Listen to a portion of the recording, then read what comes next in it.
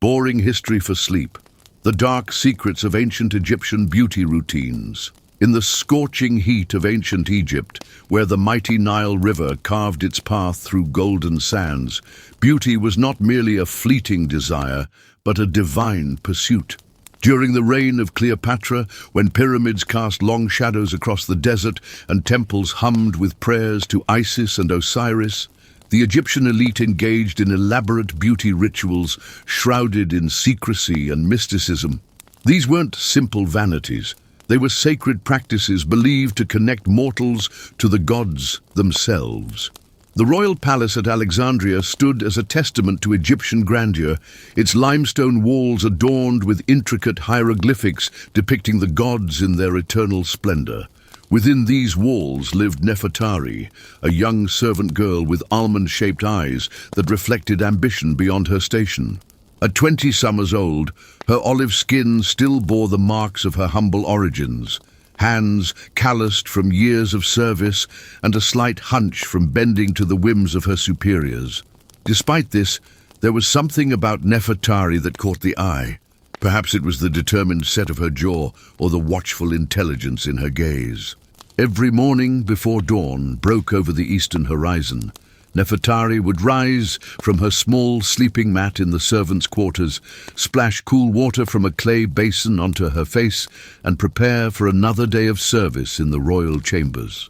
She would carefully tie back her thick black hair with a simple linen cord, smoothing it with a few drops of castor oil saved from her meager rations. Her garment was simple, an unadorned beige sheath that reached her ankles, marked only by the insignia of a palace servant embroidered at the hem. On this particular morning, as the first rays of Ra's light began to filter through the narrow windows, Nefertari hurried through the labyrinthine corridors of the palace. Her sandaled feet made soft slapping sounds against the polished stone floors as she balanced a copper tray laden with fresh figs, dates, and bread. Her destination was the private chambers of Lady Meritaten, one of the Queen's most trusted handmaidens and overseer of the royal beauty rituals. The heavy cedar doors to Lady Meritaten's chambers were slightly ajar, allowing Nefertari to glimpse the opulence within. Walls painted with scenes of lotus flowers and hunting expeditions, furniture inlaid with ivory and gold, and the sweet scent of myrrh hanging in the air, all signs of privilege that Nefertari could only dream of. She hesitated at the threshold as protocol demanded, waiting to be acknowledged. "Enter, girl, and be quick about it," came Lady Meritaten's voice, smooth as honey, yet sharp with command. Nefertari stepped into the room, her eyes downcast as was expected, but her peripheral vision absorbing every detail. Lady Meritaten sat before a polished bronze mirror, her elaborately braided wig adorned with gold beads catching the light. Her face was a canvas, partially painted, one eye already lined with the distinctive kohl that extended in a dramatic wing toward her temple, the other eye bare, waiting for the application. "Place the tray there, and come attend to me," Lady Meritaten instructed, gesturing to a small table of cedar wood. "My usual attendant is ill today, so you shall have to do." Nefertari's heart quickened. This was an unexpected opportunity. To be in such close proximity to the beauty rituals of the elite was a rare privilege for someone of her rank. She carefully set down the tray and approached Lady Meritaten, who regarded her with a critical eye. "Have you any experience with cosmetic application, girl?" she asked, arching an eyebrow that had been carefully plucked and redrawn with dark pigment. "I have observed, my lady, but never had the honor of assisting," Nefertari replied, her voice steady despite her excitement. Lady Meritaten sighed with mild irritation. "Very well. Pay close attention. The Queen herself may visit today, and everything must be perfect." For the next hour, Nefertari watched and assisted as Lady Meritaten performed her elaborate beauty ritual. First came the cleansing, a mixture of natron salt and honey applied to the skin, then wiped away with linen cloths soaked in donkey milk. Next, a paste of ground alabaster was spread over Lady Meritaten's face and neck, said to brighten and smooth the skin. The secret Lady Meritaten explained as she directed Nefertari to grind minerals for eye paint, is in the preparation. The finest coal comes from galena stone imported from the lands beyond the Red Sea. It must be ground for precisely 300 counts, no more no less, and mixed with the fat of a sacred ibis. Nefertari nodded, committing every word to memory as she worked the pestle against the mortar, counting silently. The resulting black powder was then mixed with a small amount of animal fat until it formed a smooth paste. "Now," Lady Meritaten said, "you shall apply it to my left eye. Steady your hand. Any mistake will result in severe punishment." With bated breath, Nefertari dipped a thin ivory applicator into the coal mixture and, with a surprisingly steady hand, drew the characteristic line along Lady Meritaten's upper eyelid, extending it outward in the style favored by the nobility. The lady examined the result in her mirror, turning her head slightly to compare both eyes. "Acceptable," she pronounced, which from her was high praise indeed. "Now the red ochre for my lips and cheeks." As the morning progressed, Nefertari assisted with the application of henna to Lady Meritaten's palms and the soles of her feet, then helped to dress her in a fine linen gown so sheer it seemed to float around her like mist. Finally, she placed a heavy collar of gold and lapis lazuli around the lady's neck and secured a diadem of gold lotus flowers upon her wig. "Remember what you have seen today," Lady Meritaten said as she rose to her feet, transformed into a vision of Egyptian ideal beauty. "Beauty is power in the court of Pharaoh. It is how we win favor, how we ensure our position. Without it, we are nothing." With those words, she swept from the room, leaving Nefertari to clean up the various pots, jars, and implements used in the morning's preparations. Alone now, Nefertari allowed herself to examine the cosmetics more closely. She dipped her finger into a small alabaster jar containing a reddish powder and brought it to her nose, inhaling the earthy scent of red ochre mixed with some unfamiliar spice. "I wouldn't touch that if I were you," came a voice from the doorway. Nefertari startled, nearly dropping the jar as she whirled around to face the intruder. A young man stood there, his shaved head marking him as a scribe or priest in training. He wore a simple white kilt with a blue sash, indicating his position in the temple hierarchy. "Forgive me," Nefertari said quickly, replacing the jar. "I was merely cleaning up after Lady Meritaten." The young man entered the room, his dark eyes appraising her with curiosity rather than condemnation. "That particular mixture contains cinnabar," he explained. "Beautiful color, but the longer it sits on the skin, the more it poisons the blood. Many ladies of the court suffer tremors and confusion after years of use." Nefertari's eyes widened. "Then why do they use it?" "Beauty requires sacrifice," the young man said with a shrug. "I am Amenhotep, apprentice to the royal physician. I have seen the consequences of these beauty rituals firsthand. The lead in the coal eventually affects the mind. The white face paint made from lead carbonate causes the skin to rot over time. The depilatory creams containing quicklime leave burns that never truly heal. Yet they continue," Nefertari mused, looking at the array of cosmetics with new understanding. "Of course they do," Amenhotep replied. "Power and beauty are intertwined in the royal court. Few would risk losing their position by appearing natural." He paused, studying her face. "You're new to these chambers. What is your name?" "Nefertari. I usually work in the kitchens, but I was assigned to bring Lady Meritaten her morning meal." Amenhotep nodded. "Well, Nefertari, take care around these potions and paints. Their dangers are not always immediately apparent."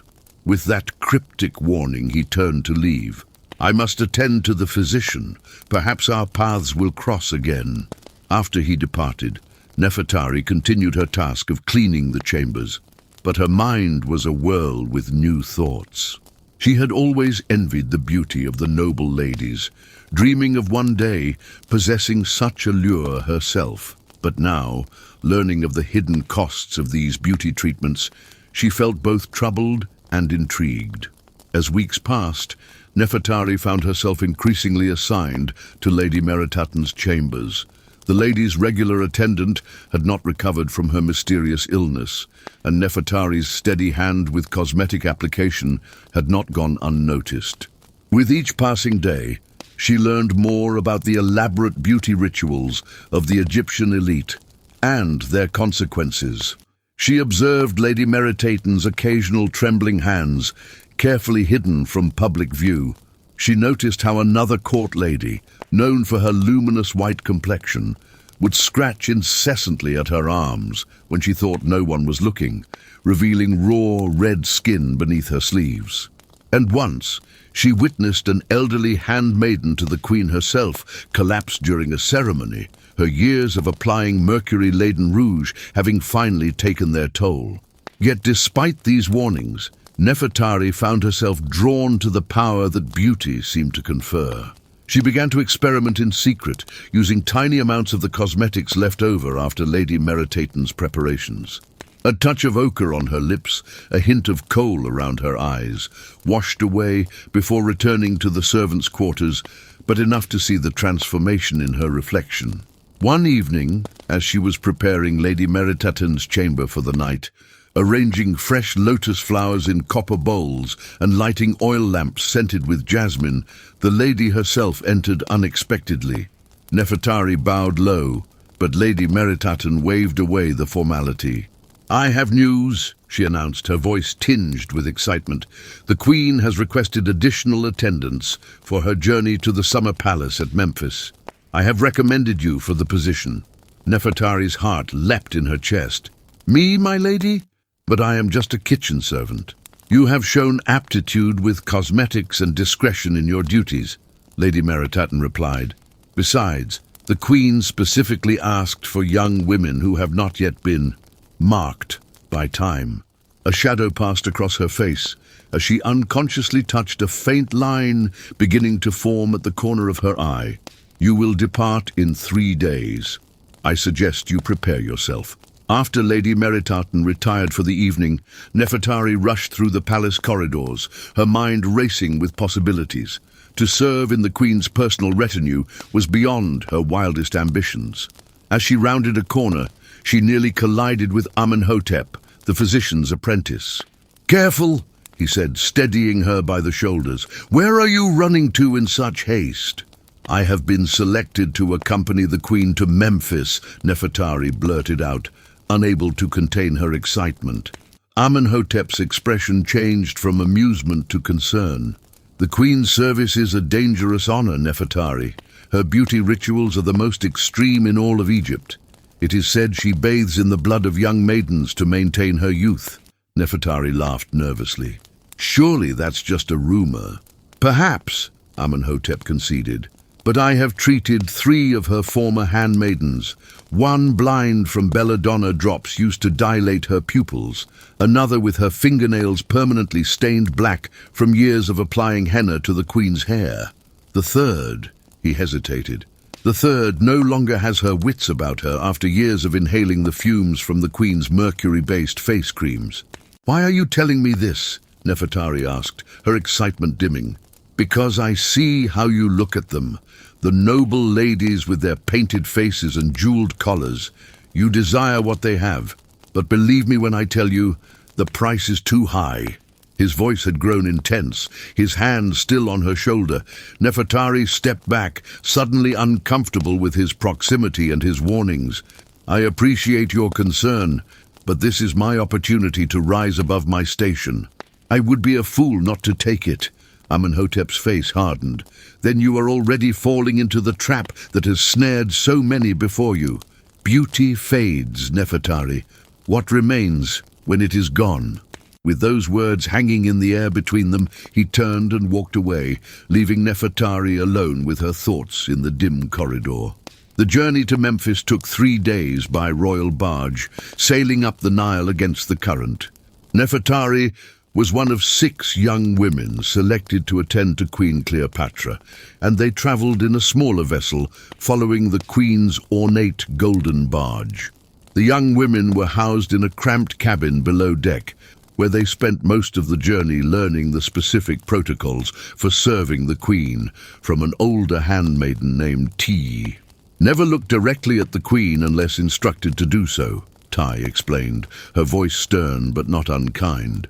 Never speak unless spoken to. And most importantly, never, under any circumstances, discuss what you see in the royal chambers with anyone outside the Queen's service. Nefertari listened attentively, determined to excel in her new role. When Ti explained the complex beauty rituals they would be expected to assist with, including preparation of various cosmetics and ointments, Nefertari's previous experience with Lady Meritaten proved invaluable. "You have a steady hand and quick mind," Tai observed, after watching Nefertari grind malachite into a fine powder for eye paint. "Those qualities will serve you well, but remember, curiosity can be dangerous in the royal household." Upon arriving at Memphis, Nefertari was overwhelmed by the grandeur of the summer palace. Built of white limestone that gleamed in the sun, it featured expansive gardens with pools of blue lotus flowers and papyrus reeds. Inside, the walls were painted with vibrant scenes of hunting and feasting, and the air was cooled by servants waving large ostrich feather fans. The Queen's first appearance before her new attendants was carefully orchestrated for maximum impact.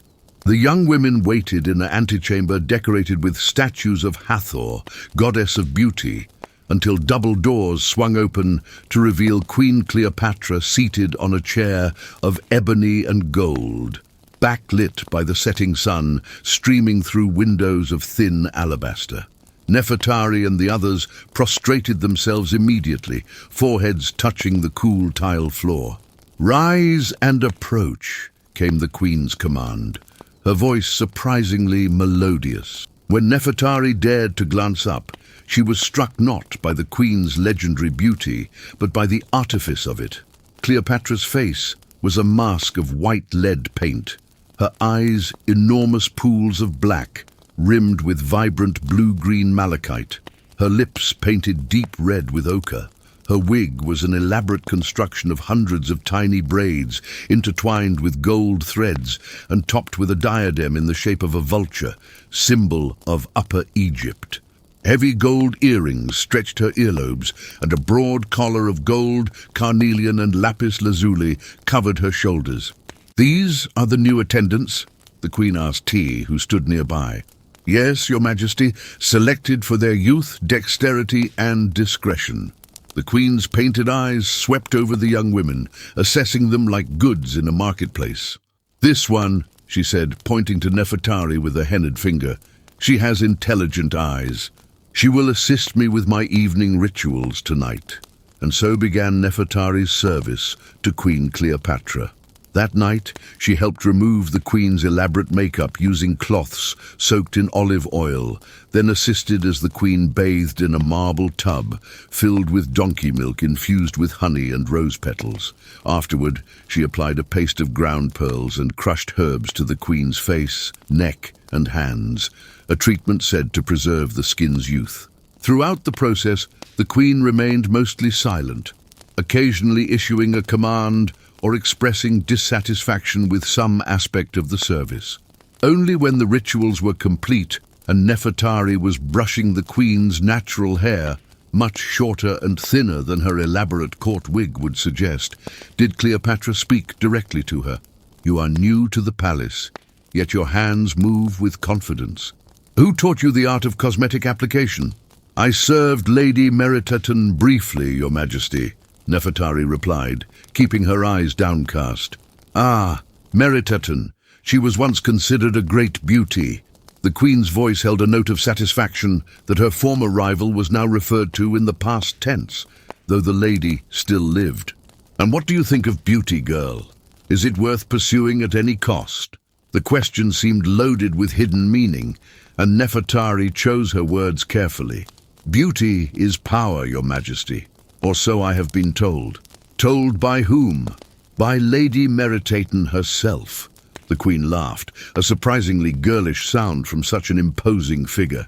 "She is not wrong, but she does not understand the full truth. Beauty is not merely power, It is survival. She turned to face Nefertari, her features softened somewhat by the removal of her court makeup, but still striking.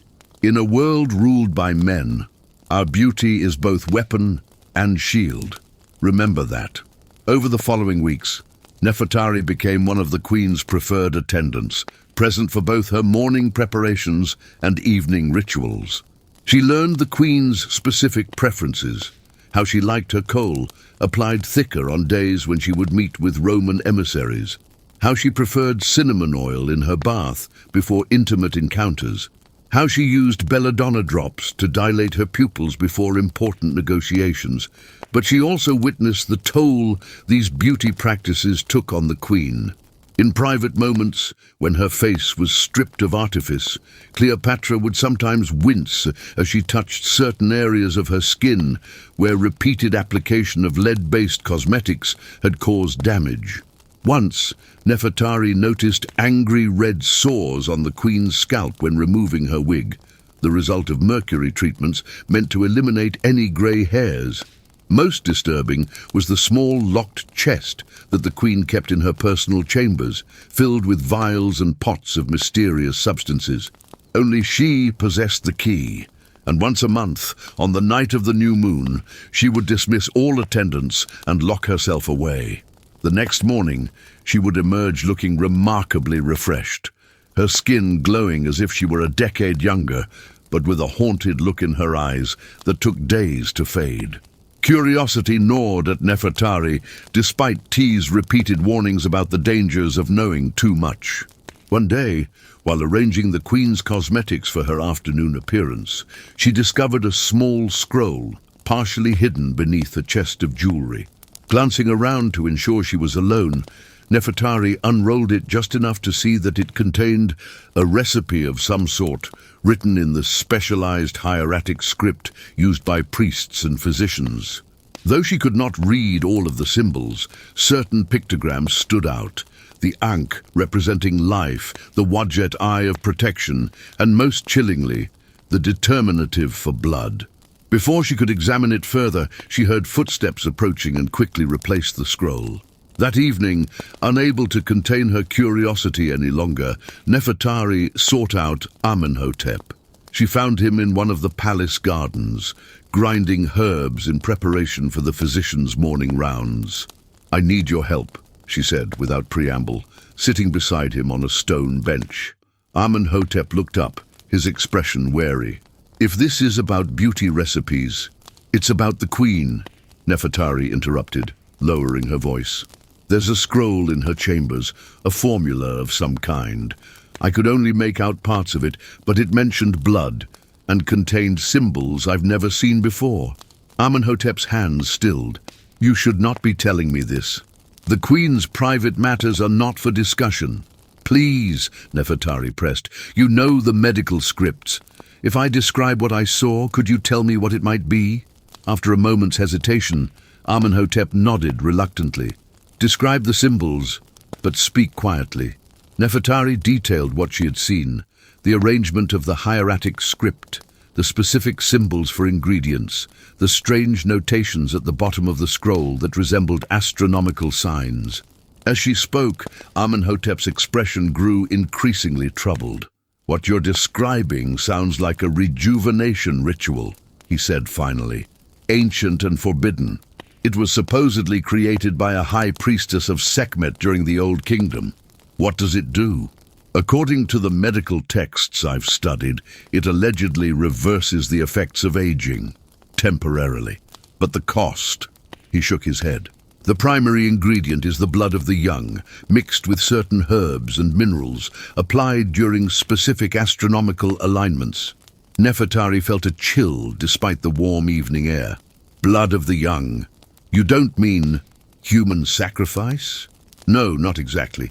The texts speak of blood freely given by virgins under the age of 20. Small amounts, taken regularly." He met her eyes. "How old are you, Nefertari?" 19, she whispered. "And the other new attendants?" "All around the same age. The Queen specifically requested young women." Amenhotep's face paled. "Listen to me carefully. The Queen's monthly ritual, when does it next occur? 3 nights from now. The new moon. You must find a way to be elsewhere. Claim illness, anything, and warn the others if you can, but discreetly. Before Nefertari could respond, a shadow fell across them. They looked up to find T standing there, her lined face impassive, but her eyes sharp with suspicion.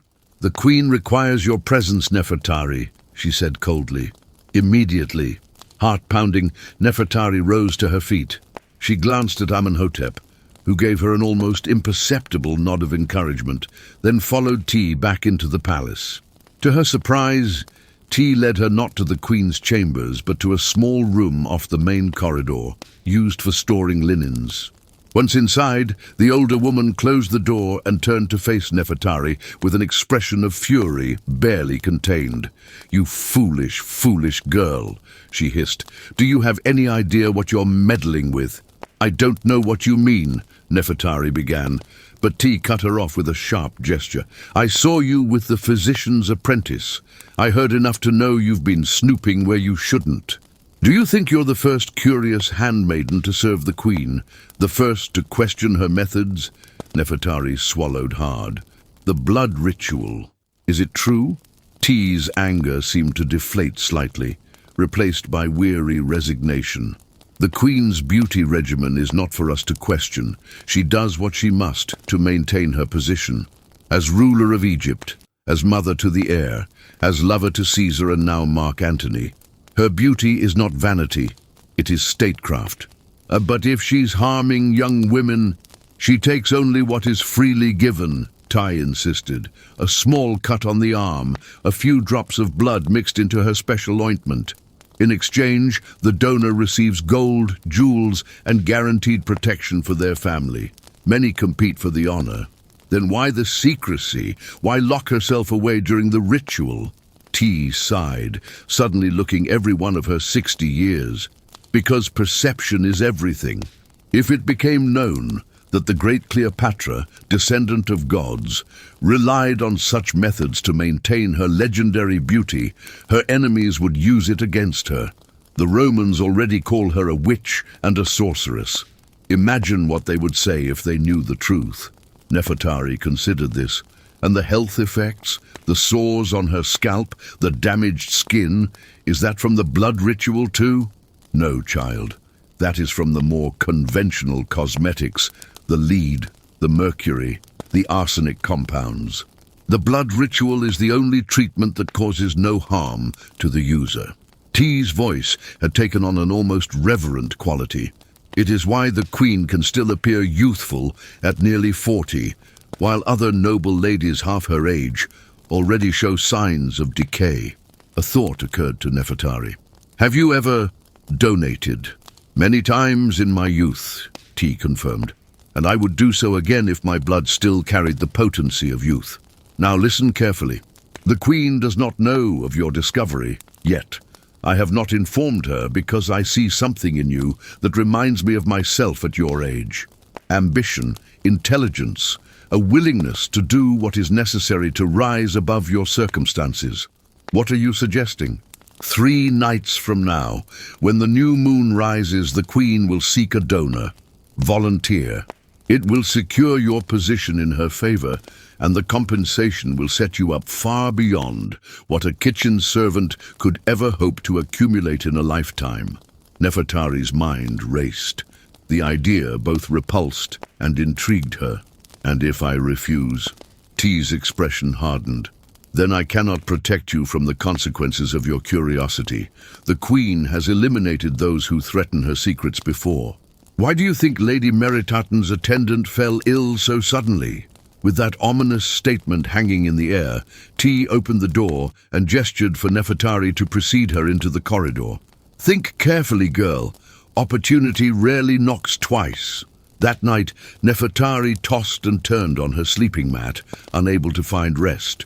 The conversations with Amenhotep and T played over and over in her mind, each presenting a different perspective on the Queen's secret ritual. Was it a harmless exchange, as Tai suggested, or something more sinister? She thought of the Queen, magnificent in her court regalia, commanding the respect of Egyptian nobles and Roman dignitaries alike. She thought of Lady Meritaten, whose beauty was already fading despite her elaborate cosmetic routine. She thought of the mysterious illness that had struck Lady Meritaten's previous attendant. Convenient timing, according to T's insinuation. And she thought of Amenhotep's warning, his genuine concern for her safety. He alone seemed to have no ulterior motive, no agenda beyond protecting her from potential harm. By dawn, Nefertari had made her decision. When she rose to begin her duties, she sought out T and informed her that she wished to volunteer for the Queen's new moon ritual. The older woman's eyes gleamed with approval. "A wise choice," she said. "I will inform Her Majesty. In the meantime, you must purify yourself. No wine, no garlic, no fish for the next 3 days. Bathe twice daily in Nile water, and speak of this to no one." Over the next 3 days, Nefertari followed the purification regimen strictly. She avoided Amenhotep, knowing he would try to dissuade her, and focused on her duties to the Queen with renewed dedication. If the Queen noticed her increased attentiveness, she gave no sign, treating Nefertari with the same casual dismissiveness she showed all her servants. On the evening of the new moon, Nefertari was escorted by T to a part of the palace she had never visited before, a small temple dedicated to Isis, connected to the royal chambers by a hidden corridor. The room was lit only by 7 oil lamps, casting flickering shadows on walls, painted with scenes of the goddess restoring life to her dismembered husband, Osiris. "Remove your garment and put on this," T instructed, handing her a sheath of pure white linen, so fine it was nearly transparent. "When the Queen arrives, you will kneel there." She pointed to a low alabaster platform in the center of the room. Nefertari changed quickly, feeling vulnerable in the revealing garment.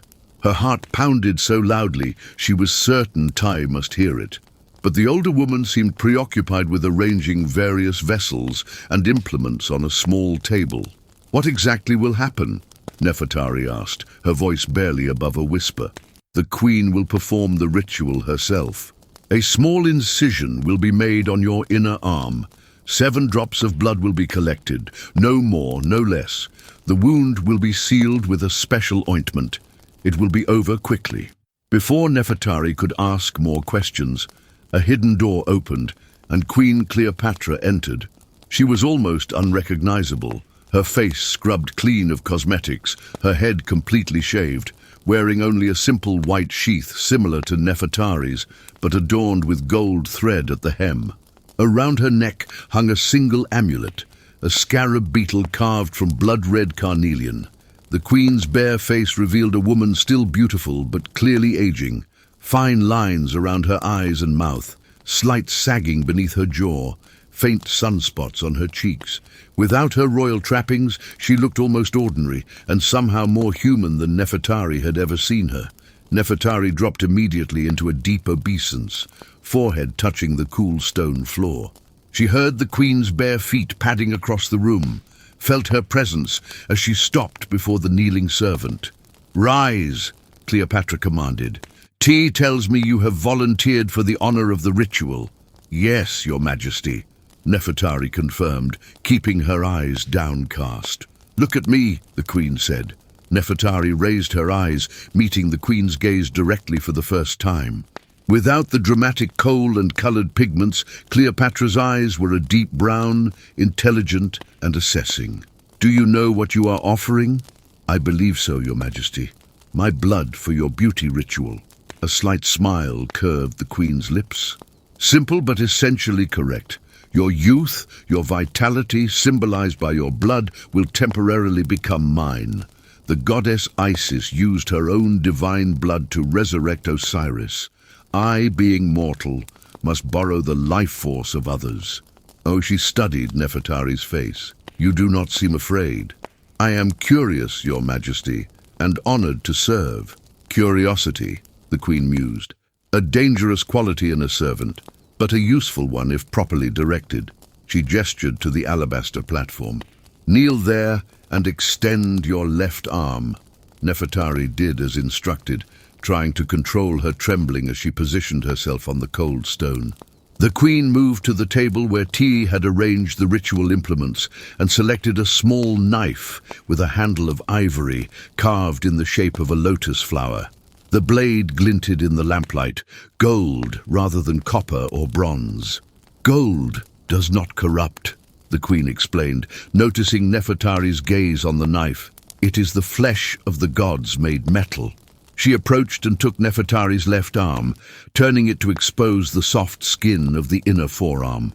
"This will sting, but only briefly."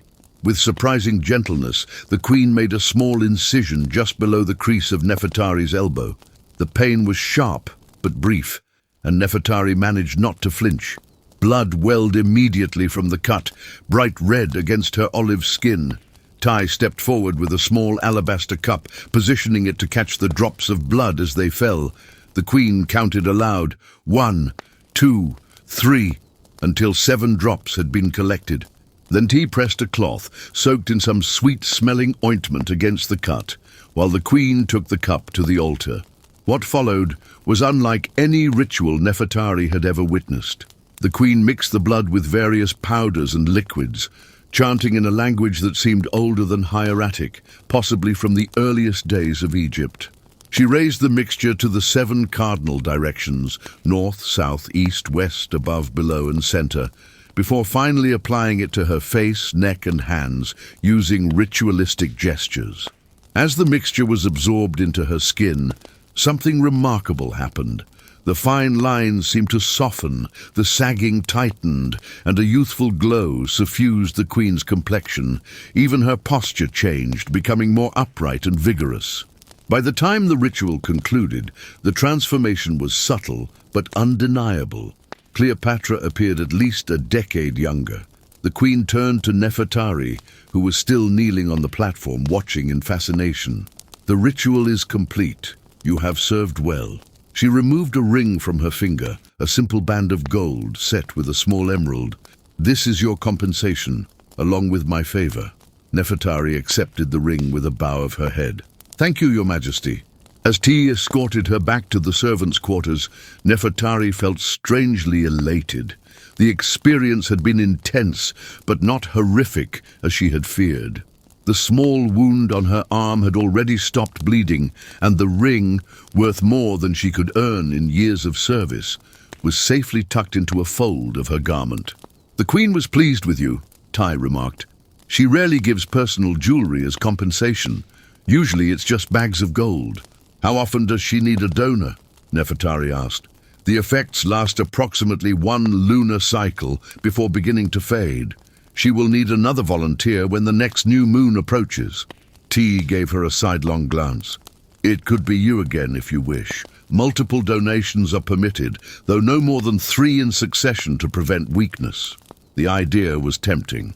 3 such donations would provide enough wealth for Nefertari to potentially purchase her freedom from service, to establish herself independently.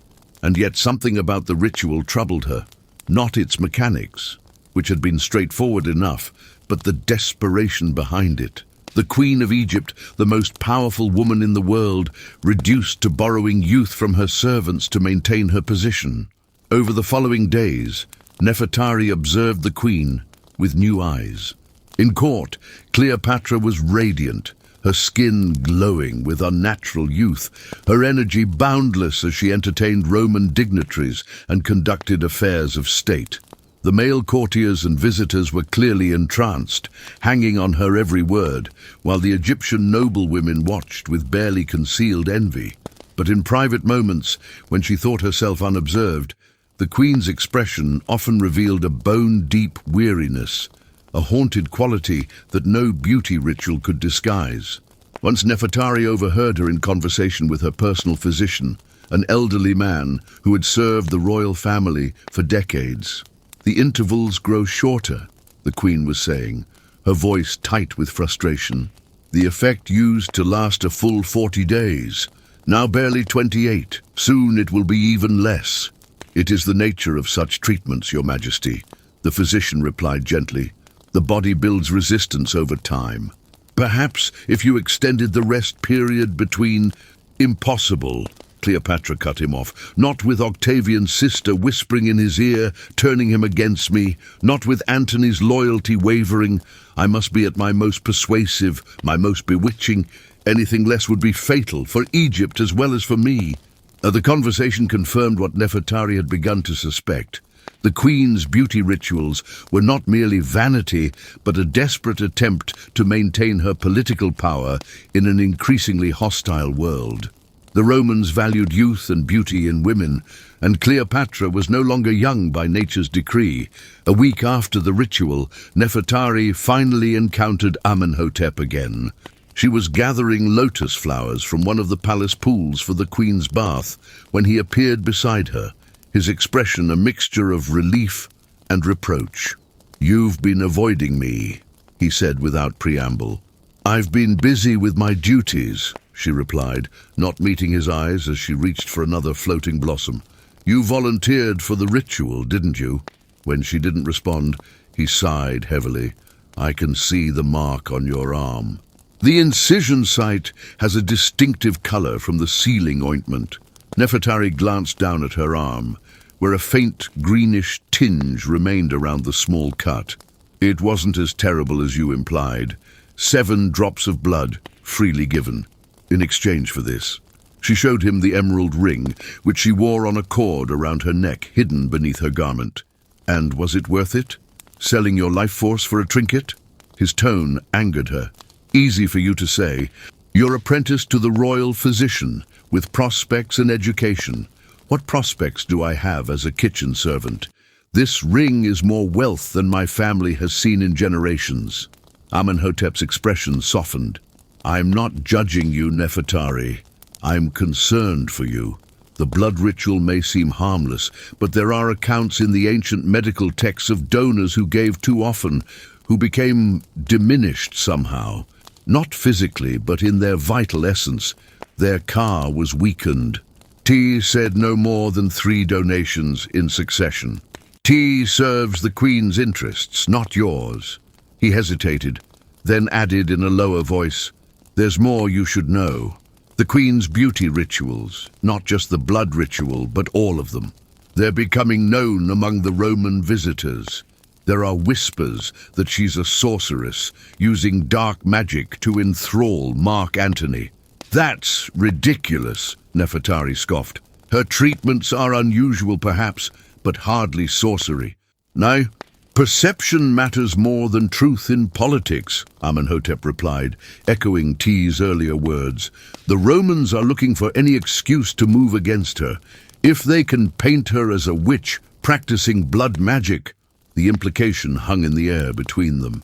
Rome, with its rational philosophy and distaste for Egyptian mysticism, would view the Queen's beauty practices as evidence of barbarism, of unfitness to rule. "Why are you telling me this?" Nefertari asked. "Because you're involved now. If the Romans decide to make an example of the Queen and her practices, everyone associated with those rituals could be at risk, including you." He touched her arm lightly. "Be careful, Nefertari. Watch and listen, and if you sense danger, be prepared to distance yourself quickly." With that warning, he left her to complete her task, but his words lingered in her mind like a dark cloud on the horizon. As the days passed, Nefertari began to notice subtle changes in the palace atmosphere. More Roman visitors arrived, ostensibly as guests, but with the watchful eyes of spies.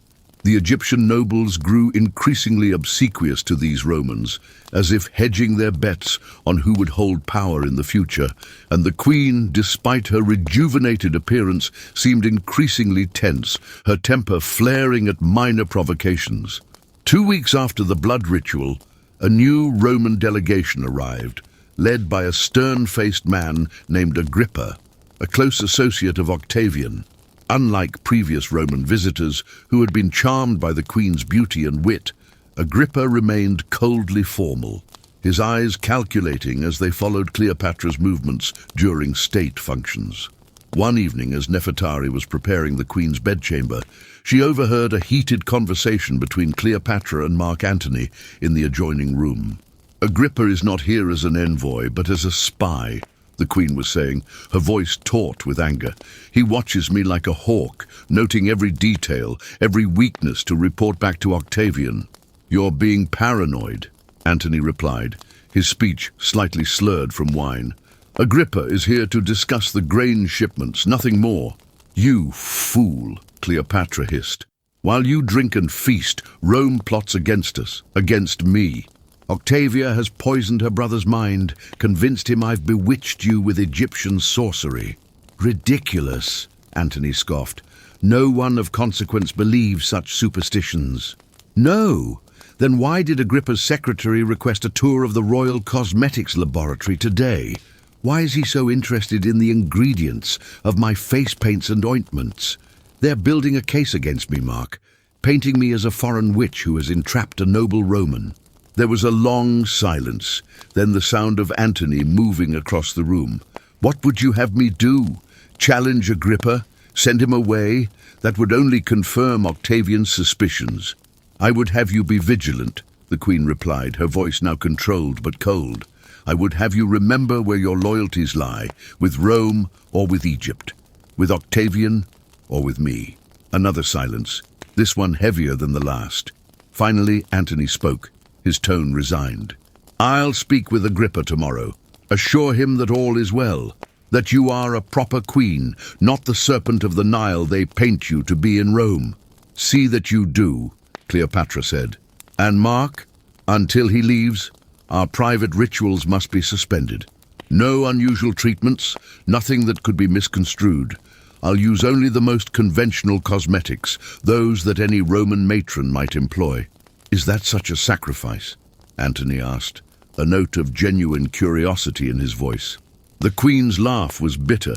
"You have no idea." Nefertari slipped silently from the bedchamber, troubled by what she had overheard. The political dimensions of the Queen's beauty practices were more complex than she had imagined.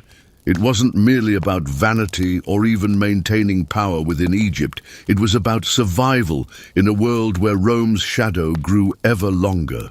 The next morning, the palace was abuzz with news that Agrippa had requested a formal inspection of the Queen's personal chambers, including her cosmetics and beauty implements. Such a request was unprecedented, a breach of royal privacy that bordered on insult, but the Queen had graciously agreed, a sign of how precarious her position had become. T summoned Nefertari and several other attendants to a hasty meeting in the linen storage room. "Listen carefully," she said, her usually composed demeanor showing cracks of anxiety. "The Romans will inspect Her Majesty's chambers this afternoon. Before they arrive, we must remove certain items. The special treatments, the ritual implements, anything that could be considered unusual or suspicious." She assigned each attendant specific tasks. Nefertari was to gather all cosmetics containing cinnabar, arsenic, or unusual animal products and replace them with more conventional alternatives, olive oil, beeswax, plant-based pigments. As she worked quickly to swap the contents of various jars and pots, careful to maintain their appearance while changing their contents, Nefertari came across the small chest that contained the Queen's most private beauty preparations. It was locked, as always, but the key was not in its usual hiding place beneath a loose tile. "The Queen has the key," T explained when Nefertari reported the issue. "She will deal with those items personally. Focus on your assigned tasks." By midday, the Queen's chambers had been transformed. Gone were the exotic unguents and mysterious potions, replaced by innocent cosmetics that any wealthy woman might use. The scrolls containing beauty formulas had been hidden away, the specialized tools for application replaced with conventional brushes and spatulas. When Agrippa arrived with his retinue of scribes and guards, the Queen received him with cool politeness. Dressed in a style that blended Egyptian and Roman elements, a concession to her visitor's cultural expectations. Nefertari and the other attendants stood against the walls, eyes downcast, as the Romans moved through the chambers, examining and occasionally making notes. "Your Majesty is renowned throughout the Mediterranean for her beauty regimen," Agrippa remarked, lifting a pot of rose-scented cream and sniffing it with exaggerated interest. "I had expected to find more exotic preparations." "I fear you have been misled by rumors, Agrippa," the Queen replied smoothly. "My beauty routine is simple: cleanliness, moisture, and moderate use of cosmetics, no different from any cultured woman in Rome or Alexandria." "Indeed." His tone made it clear he didn't believe her. "And these?" He gestured to a row of alabaster jars containing various facial powders, ground pearls, chalk and rice powder, for occasional use when receiving formal visitors. "I prefer a natural appearance for day-to-day activities." Agrippa's mouth twitched slightly. How admirably restrained. And yet, stories persist of more unusual practices. Bathing in milk, for instance. A pleasant luxury in our hot climate, nothing more. And the rumors of blood rituals, of sacrifices to preserve youth. The room fell silent. The Queen's face betrayed nothing, her expression one of mild amusement. "My dear Agrippa, surely you don't put stock in such fantastic tales. Next, you'll be asking if I transform into a serpent at night or can turn men to stone with my gaze." Her laugh was light and dismissive. "These are the inventions of jealous minds, or those who find it easier to believe in sorcery than to accept that a woman might maintain her appearance through discipline and care." For a moment it seemed the Roman might press further, but instead he inclined his head slightly. "Of course, Your Majesty. I merely report what is said in Rome. It is helpful to be able to refute such claims firsthand." The inspection continued, moving from the Queen's personal chambers to her bathing room, then to the small temple of Isis connected to her quarters. Nefertari held her breath as Agrippa examined the alabaster platform where the blood ritual had taken place, but if he noticed anything suspicious, he gave no sign. Finally, apparently satisfied, or at least unable to find concrete evidence of the rumored exotic practices, Agrippa and his entourage departed. The Queen maintained her composed demeanor until the last Roman had left, then immediately summoned tea. "Have everything restored by nightfall," she commanded, "and double the guard on my private entrance. I don't trust that man not to send spies back for a less formal inspection." As the attendants hurried to return the Queen's chambers to their usual state, retrieving hidden cosmetics and ritual implements from their various hiding places, Nefertari found herself assigned to the small Isis temple. She was carefully replacing the special oils used in the blood ritual when she noticed something odd. A small door in the wall behind the altar, previously concealed by a hanging tapestry, was slightly ajar. Glancing around to ensure she was alone, Nefertari approached the door. It opened silently on well-oiled hinges to reveal a narrow staircase descending into darkness. Curiosity overcoming caution, she took a small oil lamp from the altar and began to descend. The stairs led to a small chamber carved directly into the bedrock beneath the palace. Unlike the lavishly decorated rooms above, this space was austere, its walls bare stone, save for a few ancient hieroglyphics that Nefertari could not decipher. A stone table dominated the center of the room, its surface stained dark in places, and around the edges of the chamber stood several large clay jars sealed with wax. The air felt heavy and cold, with an underlying metallic scent that reminded Nefertari unpleasantly of blood. As she raised her lamp to examine one of the clay jars more closely, she heard a sound behind her, the soft fall of footsteps on stone stairs. She turned quickly, expecting to face the Queen's wrath at her intrusion, but instead found Amenhotep standing at the foot of the stairs, his face pale in the lamplight. "What are you doing here?" they both asked simultaneously. "I followed you," Amenhotep admitted. "I saw you enter the temple alone and grew concerned." "And you? How did you gain access to the Queen's private quarters?" The physician was summoned to attend to one of the queen's handmaidens who fainted during the Roman inspection. I accompanied him. His eyes moved past her to take in the chamber. So it exists, the sanctuary of Sekhmet. What is this place? Nefertari asked, her voice hushed. According to ancient texts, certain pharaohs maintained secret chambers dedicated to the most extreme rejuvenation rituals, those too disturbing to be performed even in private temples. He moved to one of the clay jars and examined the seal. These would contain the special preparations, mixtures that require more than a few drops of blood to be effective. A chill ran down Nefertari's spine. You mean? Yes. For the most powerful rejuvenation, more is required than the ritual you participated in. Much more. He turned to face her, his expression grave. We should not be here. If we're discovered, it would mean our deaths, came a voice from the stairway.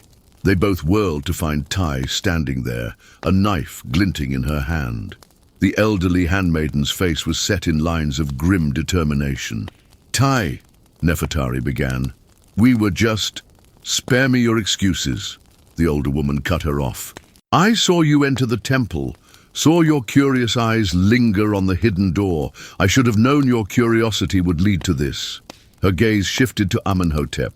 And you, the physician's apprentice who asks too many questions. How convenient to find you both here together. We've seen nothing of importance, Amenhotep said carefully, his hands raised in a placating gesture. And we have no intention of speaking of this chamber to anyone. T's laugh was harsh. Words easily spoken when facing a blade, but the queen cannot risk it, especially not now, with Roman spies everywhere. She gestured with the knife. Move away from the jars, back against the wall. They complied, Nefertari's mind racing as she tried to think of a way out of their predicament. T, please, I volunteered for the Queen's ritual. I've proven my loyalty. Loyalty, T scoffed. You're here because of ambition, girl. Because you saw an opportunity to rise above your station. Don't pretend it was devotion to the Queen. And you? Nefertari challenged. Why do you serve her so faithfully? What has she given you that warrants such dedication?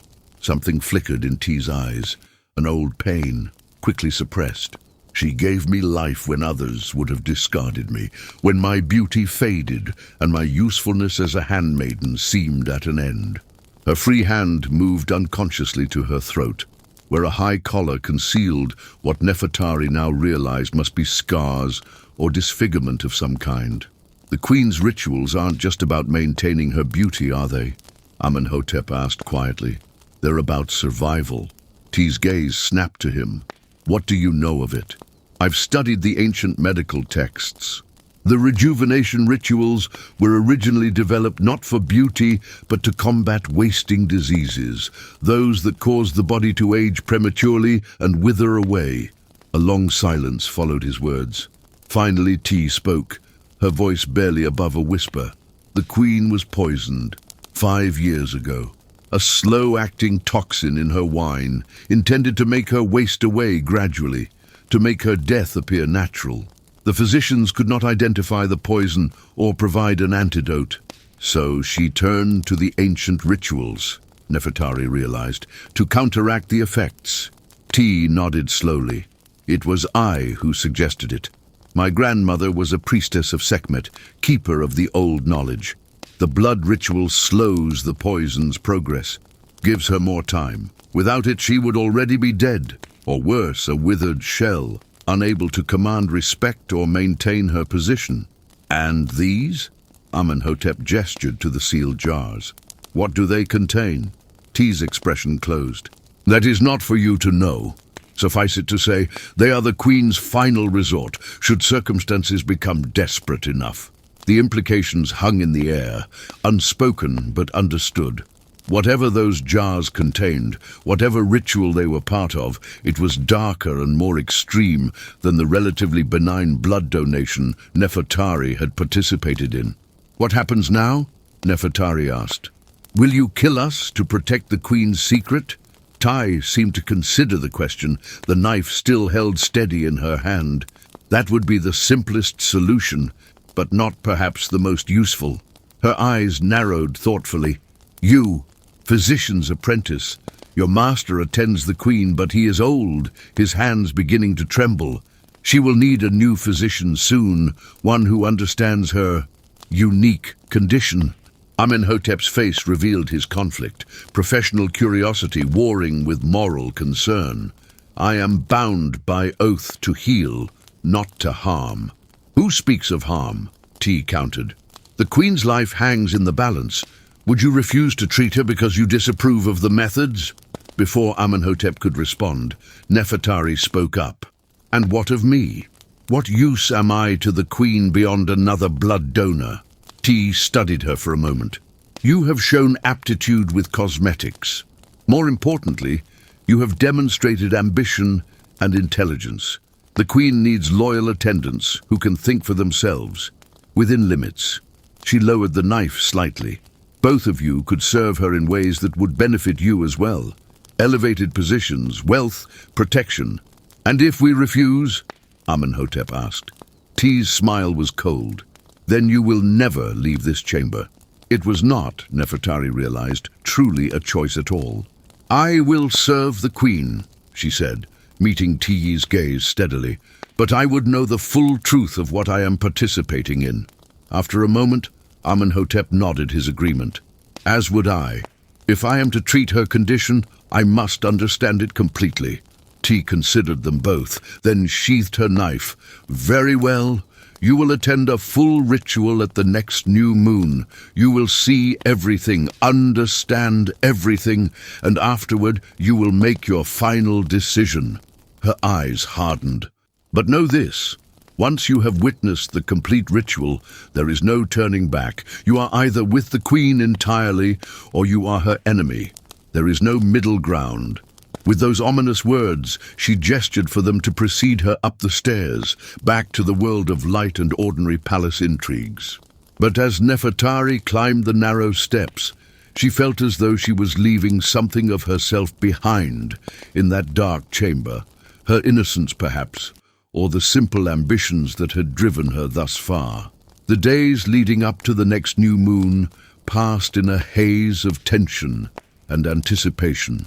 Nefertari continued her duties as the queen's attendant, applying cosmetics and preparing baths as if nothing had changed.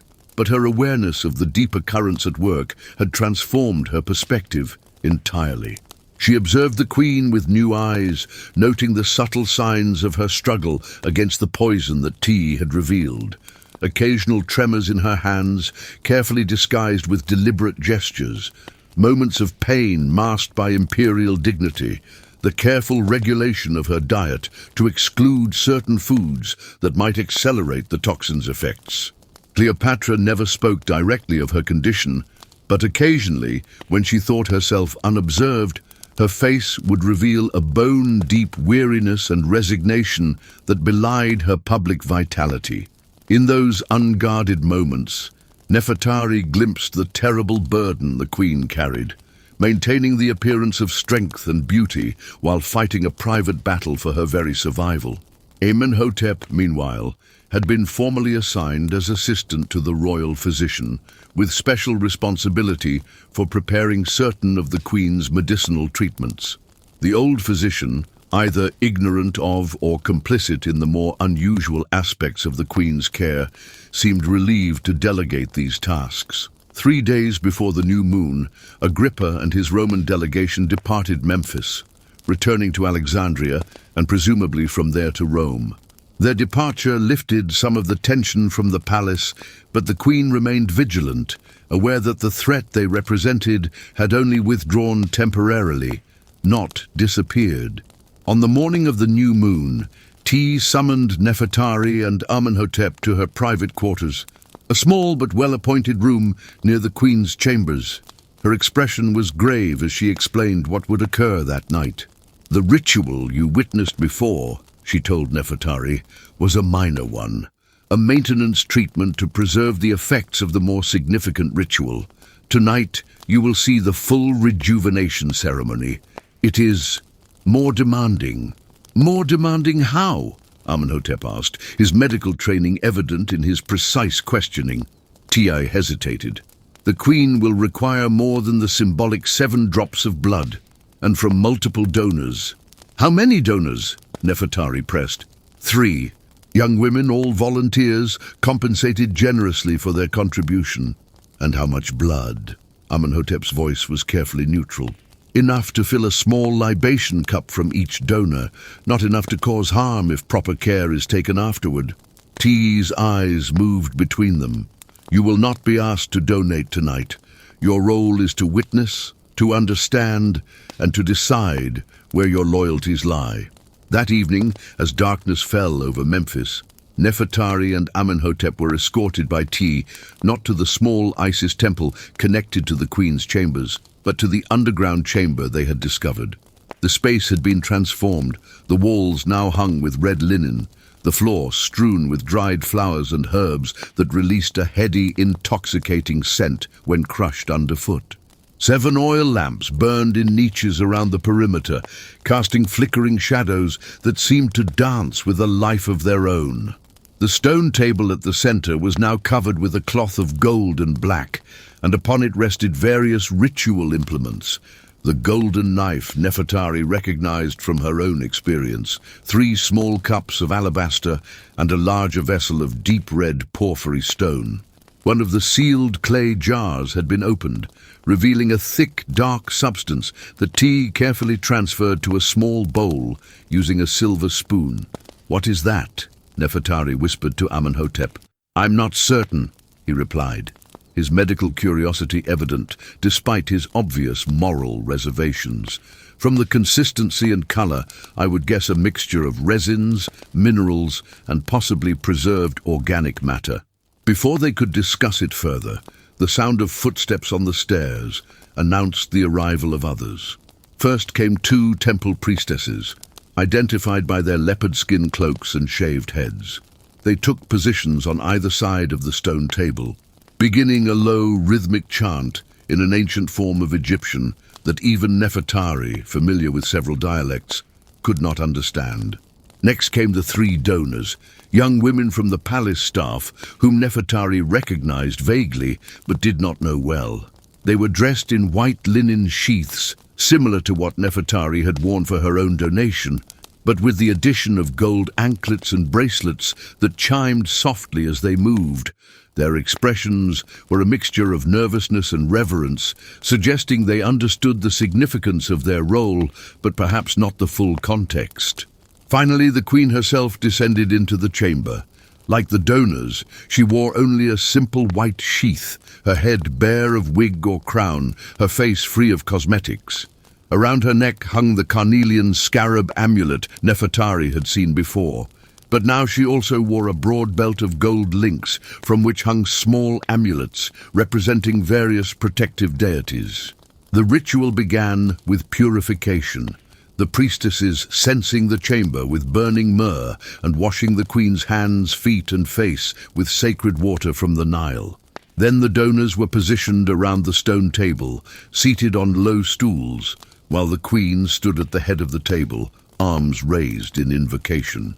What followed was both more elaborate and more disturbing than the simple blood ritual Nefertari had experienced. The queen recited long passages in that same ancient tongue, her voice rising and falling in cadences that seemed to resonate with the very stones of the chamber. The priestesses responded in kind, creating a hypnotic rhythm that made time seem to stretch and compress unpredictably. When the invocations were complete, the actual blood collection began. Unlike the quick clinical incision Nefertari had received, each donor's arm was ceremonially prepared with scented oils and dusted with a golden powder before the queen made the cut. The blood was collected not in small cups, but in shallow bowls, and in greater quantity, enough that Amenhotep shifted uncomfortably beside Nefertari, clearly concerned about the donor's well-being. The collected blood was then mixed with the dark substance from the clay jar, along with various powders, oils, and a clear liquid that the queen measured with extreme precision from a crystal vial. As she worked, Nefertari noticed that the tremor in the queen's hands became more pronounced, and once she had to pause, closing her eyes and taking several deep breaths before continuing. When the mixture was complete, the queen did not simply apply it to her skin as she had in the simpler ritual. Instead, she disrobed completely, handing her white sheath to one of the priestesses and standing naked before the altar. In the flickering lamplight, Nefertari could see the toll the poison had taken on her body, her ribs too prominent, her once renowned curves diminished, and most tellingly, a pattern of faint bluish lines visible beneath her skin like the branching of a withered tree. The priestesses used brushes of ibis feathers to apply the blood mixture to the queen's entire body, paying special attention to those areas where the blue lines were most visible. As they worked, they chanted continuously, and the queen herself seemed to enter a trance-like state, her eyes half closed, her breathing shallow but regular. When her body was completely covered with the mixture, the priestesses helped her to lie on the stone table. One placed a pillow of black linen beneath her head, while the other covered her with a shroud of red linen, leaving only her face exposed. The chanting intensified, growing louder and more urgent, and the lamps flared suddenly brighter before dimming to a bare glow. For several minutes, nothing seemed to happen.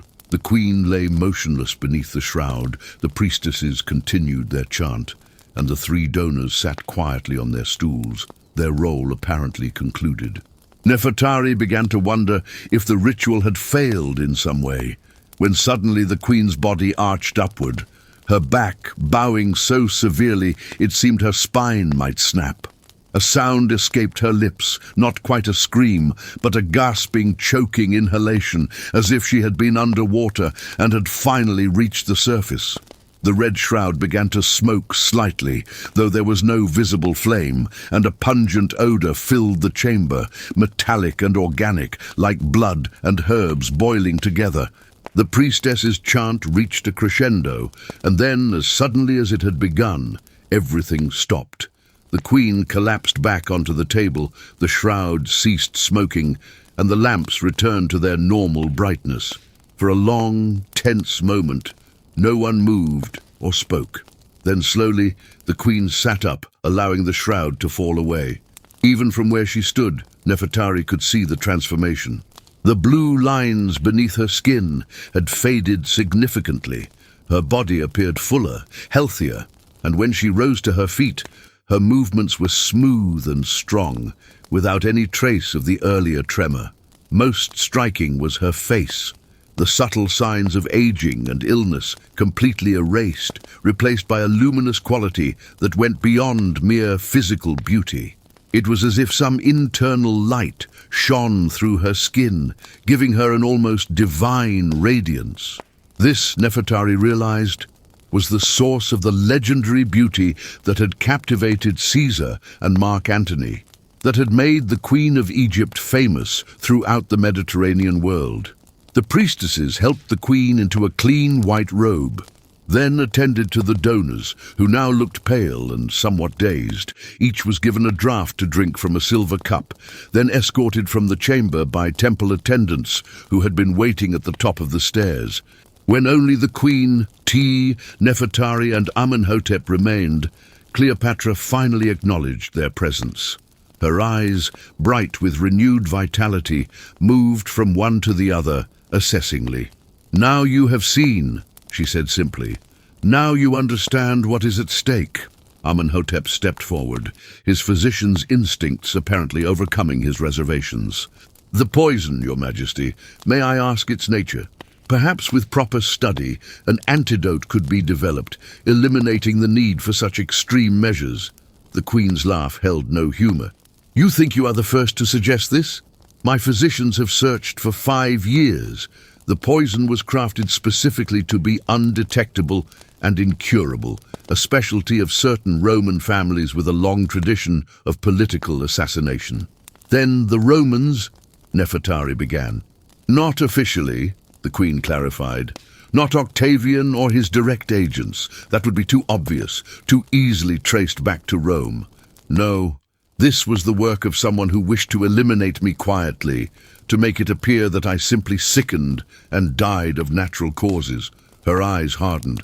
I have my suspicions, but no proof, and it hardly matters now. The deed is done, and I am left with this compromise. How often must you perform the full ritual? Amenhotep asked. Originally, once every 3 months was sufficient. Now, as the poison progresses despite our efforts to slow it, every new moon. She sighed, a flicker of weariness breaking through her newly restored vitality.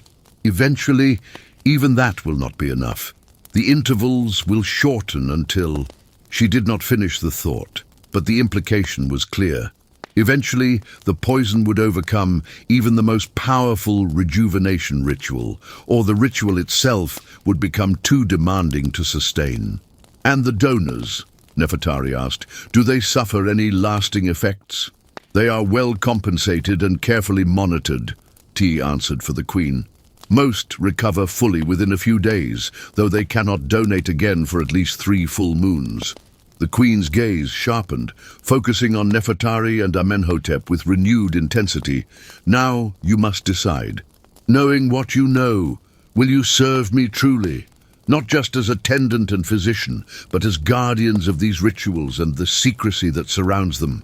Amenhotep spoke first, his voice steady, despite the gravity of the moment.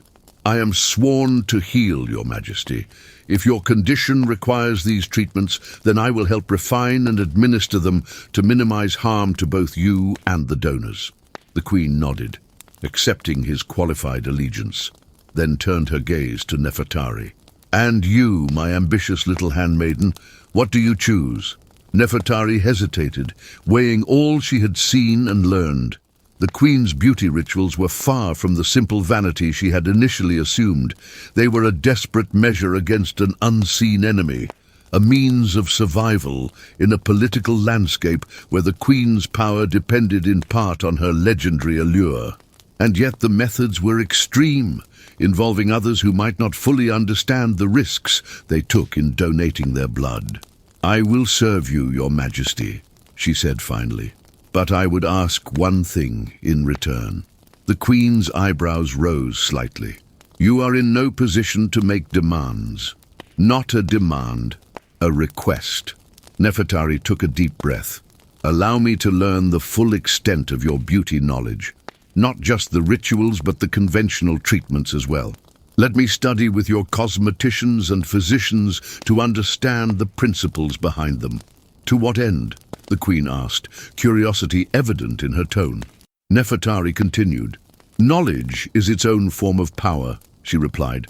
If I am to serve you fully, I should understand every aspect of the treatments I help administer. And she hesitated, then decided on honesty. If something should happen to you, or to those who currently guard these secrets, the knowledge would not be lost. The Queen studied her for a long moment, her expression unreadable. Then, unexpectedly, she smiled, a genuine expression that transformed her face, making her appear younger and more approachable than Nefertari had ever seen her. Clever girl, Cleopatra said softly. Planning for all contingencies, including my demise. Very well. You shall have access to my cosmetic archives under T's supervision. Her smile faded, replaced by a more familiar regal authority. But remember, this knowledge is sacred and dangerous. It is not to be shared carelessly, nor used for personal gain without my explicit permission. I understand, Your Majesty, Nefertari said, bowing her head in acknowledgement. With that, the audience was concluded. The Queen, still radiant from the ritual's effects, ascended the stairs, followed by T. Nefertari and Amenhotep were left alone in the chamber, the lingering scent of incense and blood hanging in the air between them.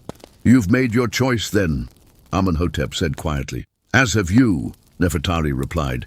We serve her now, fully and completely. I serve healing, he corrected gently. My loyalty is to life, not to any single person, even a queen. A fine distinction, Nefertari observed, but one that may prove difficult to maintain in practice. They climbed the stairs in silence, each absorbed in their own thoughts about the path they had chosen and where it might lead. Over the following months, Nefertari's position within the royal household evolved considerably. No longer a simple handmaiden, she became an apprentice to both tea and the royal cosmetician, learning the complex art of Egyptian beauty treatments from the most basic to the most exotic and dangerous. She learned to identify and prepare dozens of ingredients: galena for kohl, malachite for eyeshadow, red ochre for lips and cheeks, henna for hair and nails. She studied the properties of various oils: olive, castor, moringa, and balanites, each with specific benefits for different skin types and conditions. She mastered the preparation of face masks using natron, honey, milk, and clay, and learned which combinations were safest for regular use versus those reserved for special occasions due to their potential toxicity. More significantly, under T's watchful guidance, she gained access to scrolls containing beauty formulas dating back to the earliest dynasties, many written in archaic forms of hieratic that required special training to decipher.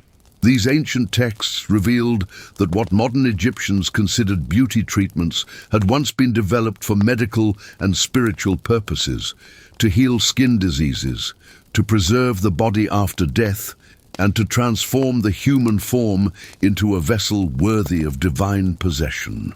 Parallel to her cosmetic education, Nefertari also received instruction from Amenhotep in basic medical principles.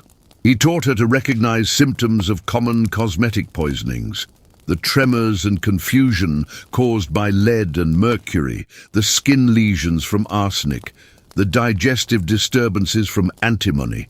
He showed her how to prepare antidotes and treatments for these conditions, knowledge that proved increasingly valuable as she observed the effects of conventional beauty treatments on the court ladies.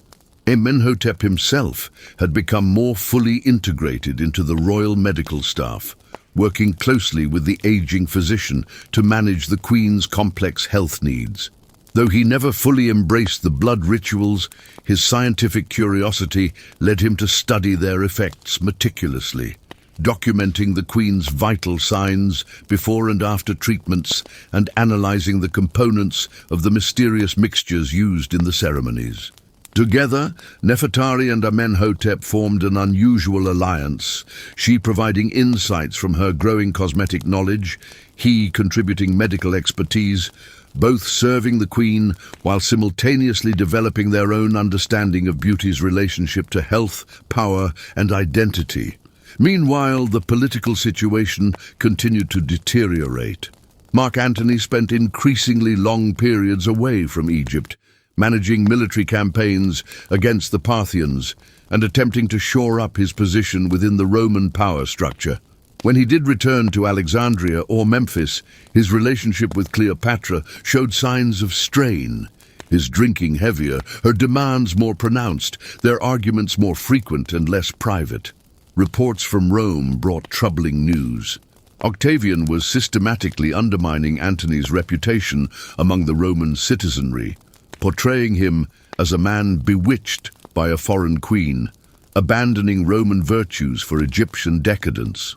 The rumors of Cleopatra's sorcery and exotic beauty rituals featured prominently in this propaganda, exaggerated to paint her as an almost supernatural threat to Roman values. 6 months after Nefertari had witnessed the full blood ritual, a new crisis emerged. One of the regular donors, a young woman named Kia, who had contributed to 3 consecutive ceremonies, fell seriously ill. She developed a wasting condition with symptoms disturbingly similar to the queen's own poisoning: weakness, tremors, blue lines beneath the skin. Within weeks, she was bedridden, her once vibrant youth seemingly drained away overnight. Amenhotep was called to attend her, and he brought Nefertari with him to the small chamber in the servants' quarters where Kia lay, her breathing labored, her skin ashen. After examining her thoroughly, he met Nefertari's questioning gaze with a troubled expression. "It's as if her ka has been partially extracted," he said quietly, using the Egyptian concept for life force or vital essence. "The symptoms mirror the queen's poisoning, but there's no evidence she ingested any toxin." Could it be from the blood donations? Nefertari asked, voicing the fear that had immediately sprung to mind. Possibly. The ancient texts warn that no donor should contribute more than 3 times in a year, but Kia has given that amount in just 3 months. He sighed heavily. I've seen similar cases in my studies. Blood loss beyond what the body can readily replenish can cause such wasting, but this seems more severe than the amount she donated would explain. Nefertari thought of the dark substance mixed with the blood during the ritual, the mysterious ingredients from the sealed clay jars. Could there be something in the ritual itself? Some connection established between donor and recipient? Amenhotep's expression grew troubled. The old texts speak of such possibilities, sympathetic magic creating channels between bodies, but such concepts are considered superstition by modern medicine. Despite his words, he didn't sound entirely convinced of his own skepticism. They reported Kia's condition to T, who received the news with a carefully neutral expression that nonetheless failed to hide her concern. I will inform the Queen, she said. In the meantime, do what you can for the girl. Her service will not be forgotten. Despite their best efforts, Kia's condition continued to deteriorate. Amenhotep tried various treatments, strengthening broths, herbal tonics, even small blood transfusions from healthy volunteers, but nothing seemed to slow the mysterious wasting. The blue lines spread beneath her skin, mapping the paths of her veins in stark relief against her increasingly translucent flesh. 2 weeks after falling ill, Kia died quietly in her sleep. The official explanation given to the palace staff was a fever of unknown origin, but among those who knew of the blood rituals, her death cast a pall of unease and raised uncomfortable questions about the true cost of the Queen's beauty treatments. The night after Kia's burial, Nefertari was summoned to the Queen's private chambers. She found Cleopatra alone, seated before her mirror, staring at her reflection with an expression of mingled frustration and despair. Without her court makeup and regalia, dressed only in a simple linen robe, she looked almost ordinary, a woman in her late 30s showing the first signs of age and worry. You attended the donor girl in her illness, the Queen said without preamble. Yes, Your Majesty, Amenhotep and I did what we could for her. And what conclusions did you reach about the cause of her death? Nefertari hesitated, uncertain how candid she should be. The Queen's gaze met hers in the mirror, sharp and demanding. Speak freely, Cleopatra commanded. I need truth now, not flattery or evasion. We believe her illness was connected to the blood donations, Nefertari admitted. 3 donations in 3 months may have been too much for her system to recover from, and there may have been other factors related to the ritual itself. The Queen nodded slowly, as if Nefertari had merely confirmed what she already suspected. The first death, she murmured almost to herself, but not, I fear, the last. She rose from her seat and moved to a small side table where a papyrus scroll lay partially unrolled. Do you know what this is? She asked, gesturing to the document. Nefertari approached and glanced at the hieratic script. It appears to be a medical text, Your Majesty. Something about life essence and transference. It is the original formula for the blood ritual, created over 1,000 years ago by a priestess of Sekhmet who sought to extend the life of a dying pharaoh. The Queen's finger traced the ancient symbols as she spoke. According to this text, the ritual creates a channel between donor and recipient, a pathway through which life force can flow. In its original form, it was meant to be used only once, in extremis, with a donor who voluntarily sacrificed their remaining years to save their sovereign. A chill ran down Nefertari's spine as the implications became clear. But you've adapted it for repeated use. Out of necessity, the Queen acknowledged. A single treatment, even with multiple donors, would not counteract the poison's ongoing effects. So we modified the ritual, reducing the amount taken from each donor, spacing the ceremonies to allow recovery. Her voice grew softer. We believed it was safe. The first donors showed no ill effects. But now, Kia's death changes everything, Nefertari said. Yes. The queen turned away from the scroll, her expression resolute, despite the weariness evident in the set of her shoulders. I cannot in good conscience continue to risk others' lives for my own. Alternative measures must be found. But without the ritual, the poison, we'll progress more rapidly, yes. My physicians estimate I might have a year, perhaps less, before the symptoms become too severe to disguise. She gave a small, bitter laugh. Ironic, isn't it? I, who have conquered kingdoms and commanded armies, brought low by a few drops of poison in a wine cup. There must be another solution, Nefertari insisted. The cosmetic archives contain thousands of formulas. Surely among them, we have searched extensively, the queen interrupted. The blood ritual is the only treatment potent enough to counteract this particular poison. All others merely mask symptoms temporarily without addressing the underlying damage. A heavy silence fell between them as the reality of the situation sank in. The queen moved to the balcony doorway, looking out at the night sky where stars glittered above the Nile like scattered diamonds on black silk. I have made my decision, she said finally. The monthly blood ritual will be suspended indefinitely. We will return to conventional treatments to manage symptoms as best we can. And, she hesitated, preparations will be made for the eventuality that I may not be able to rule effectively in the coming year. Your children, Nefertari began, will be sent to safety, away from Alexandria, beyond Rome's reach. The queen's voice was steady, though her hands betrayed a slight tremor as she gripped the balcony rail. Caesarion has a claim to his father's legacy that Octavian cannot tolerate.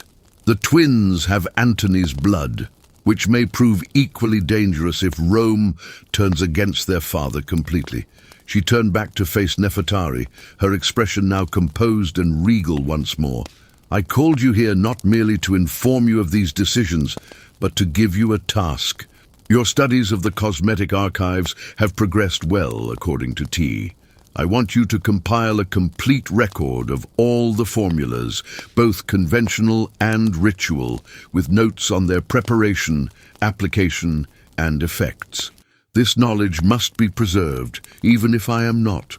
Of course, Your Majesty, Nefertari agreed, honored by the trust implied in the assignment.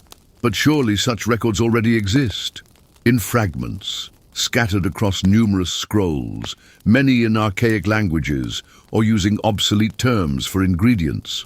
I want a single, comprehensive document in clear, modern hieratic that could be understood by someone with basic education in medicine or cosmetics. The Queen's gaze was intense. This is not merely about preserving beauty secrets, Nefertari. Some of these formulas have healing properties that could benefit many beyond the royal court, if properly understood and applied. Nefertari recognized the significance of what the Queen was asking, not just a compilation, but a potential legacy, a way for Cleopatra's knowledge to survive, even if she and her dynasty did not. I will begin immediately, Your Majesty. Good. Work with Amenhotep where medical expertise is required. T will provide access to the most restricted scrolls. The Queen moved back to her dressing table and picked up a small pot of rose-scented cream, one of the simplest and safest of her beauty preparations.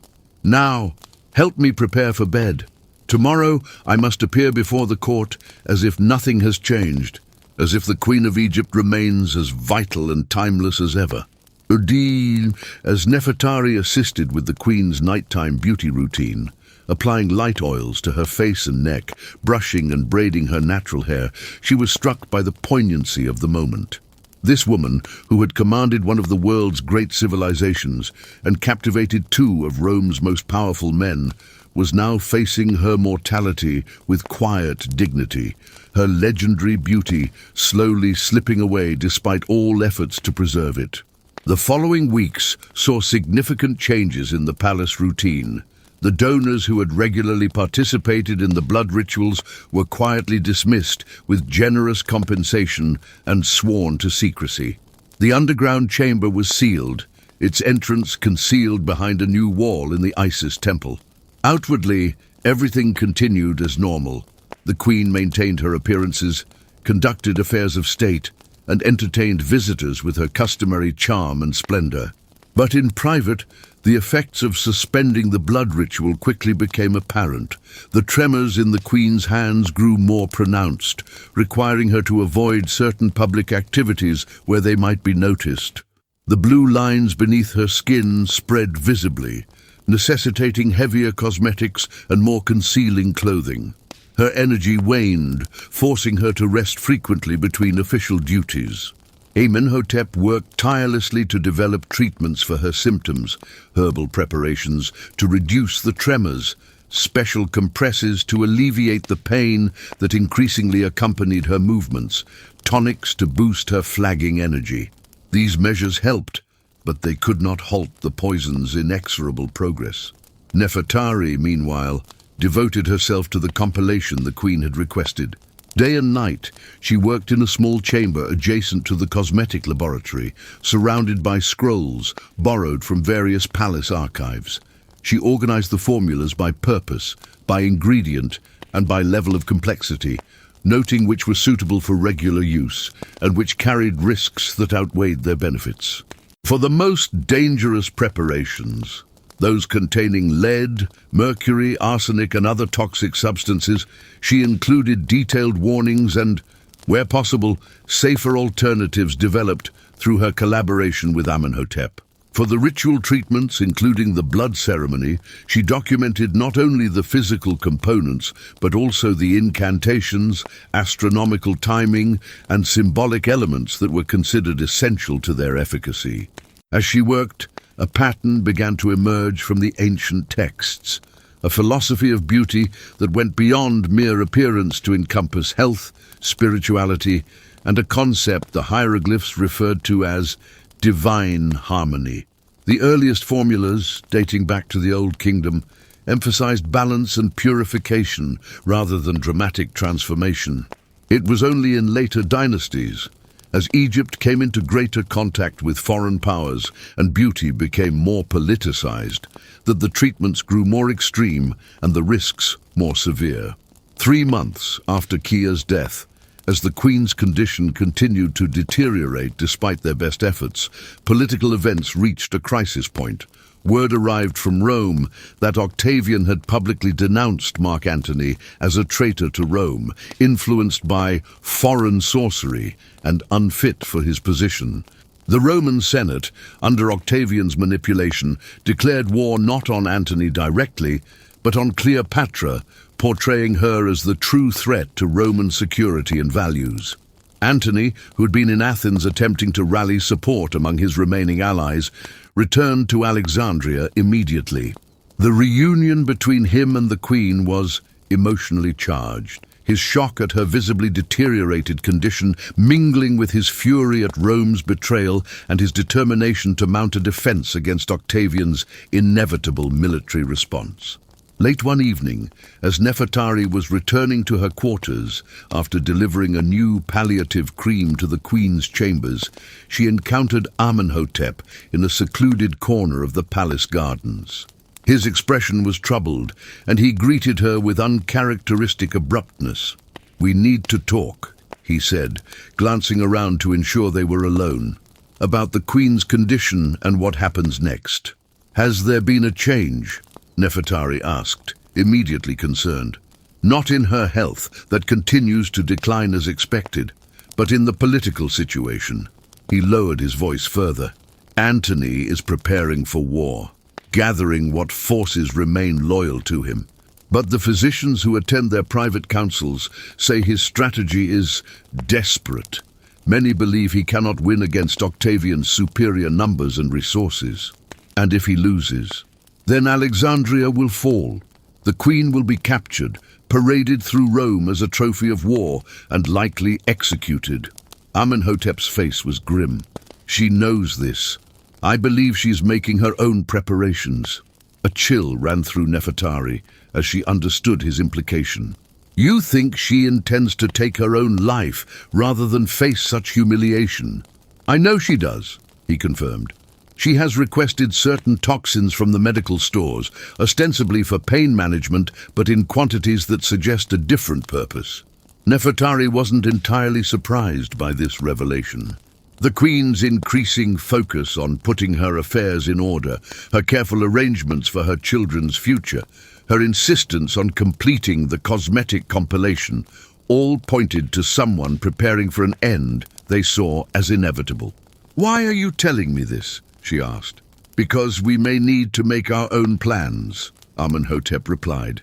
"When Alexandria falls, and I believe it will, those closest to the Queen will be in danger, particularly those with knowledge of her more unusual practices.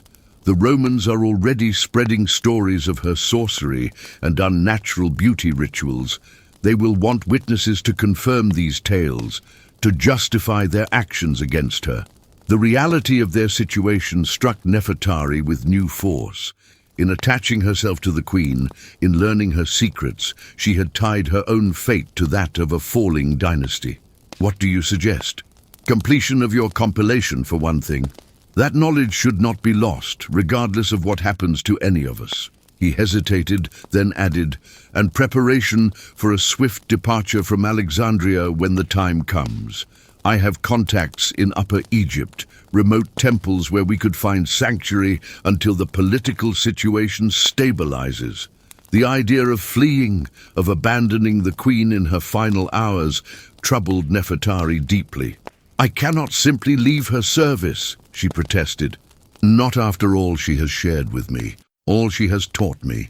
"I'm not suggesting immediate desertion," Amenhotep clarified.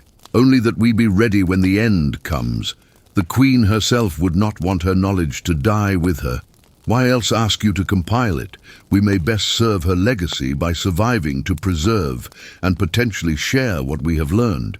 His logic was sound, if uncomfortable. "I will consider it," Nefertari conceded. But for now, my duty remains here, completing the task she assigned me and serving her as best I can in the time that remains." Amenhotep nodded, accepting her position. "Just be vigilant. Events are moving quickly now, and we may have less time than we think." His warning proved prescient. Within weeks, news arrived that Octavian's forces had landed in Egypt and were advancing toward Alexandria with minimal resistance. Many of Antony's supposed allies had defected or simply failed to appear, leaving him with a fraction of the army he had anticipated. The Queen ordered accelerated preparations for a possible siege, while simultaneously arranging for certain treasures and documents to be hidden or sent to safety. Nefertari worked feverishly to complete her compilation, aware that each day might be her last opportunity. The finished document filled 3 large scrolls, encompassing hundreds of formulas ranging from simple cleansing preparations to the most complex ritual treatments. She included detailed illustrations of plants and minerals used as ingredients, precise measurements and preparation methods, and clear warnings about potential risks. On what would prove to be one of the final days of peace in Alexandria, the Queen summoned Nefertari to her private chambers. Cleopatra was seated on a divan near the balcony, dressed simply but elegantly in a gown of deep blue linen. The progression of her illness was now impossible to disguise. Her face gaunt, her movements stiff and careful, the blue lines visible at her throat despite a layer of white lead paint applied in an attempt to conceal them. "Is it finished?" she asked without preamble. "Yes, Your Majesty." Nefertari presented the 3 scrolls, each carefully sealed with the Queen's personal cartouche pressed into wax. "Everything is here. All the formulas, with notes on their origins, proper usage, and potential dangers." The Queen took the scrolls, her hands trembling slightly, but her grip still firm. "You have done well," she said, setting them aside on a small table. "Better than I expected when I first assigned you this task. Thank you, Your Majesty." Nefertari hesitated, then asked the question that had been troubling her throughout the compilation process. "May I ask, what will become of this knowledge now?" Cleopatra's gaze turned toward the balcony, where the harbor of Alexandria was visible in the distance. ships coming and going in what might have seemed normal commerce to an uninformed observer, but which Nefertari knew included preparations for possible evacuation of the royal household. "Some of it will travel with my children to safety," the Queen said after a moment. "The medical formulas particularly may prove valuable to them in their future lives, whatever those may be." A ghost of a smile touched her lips.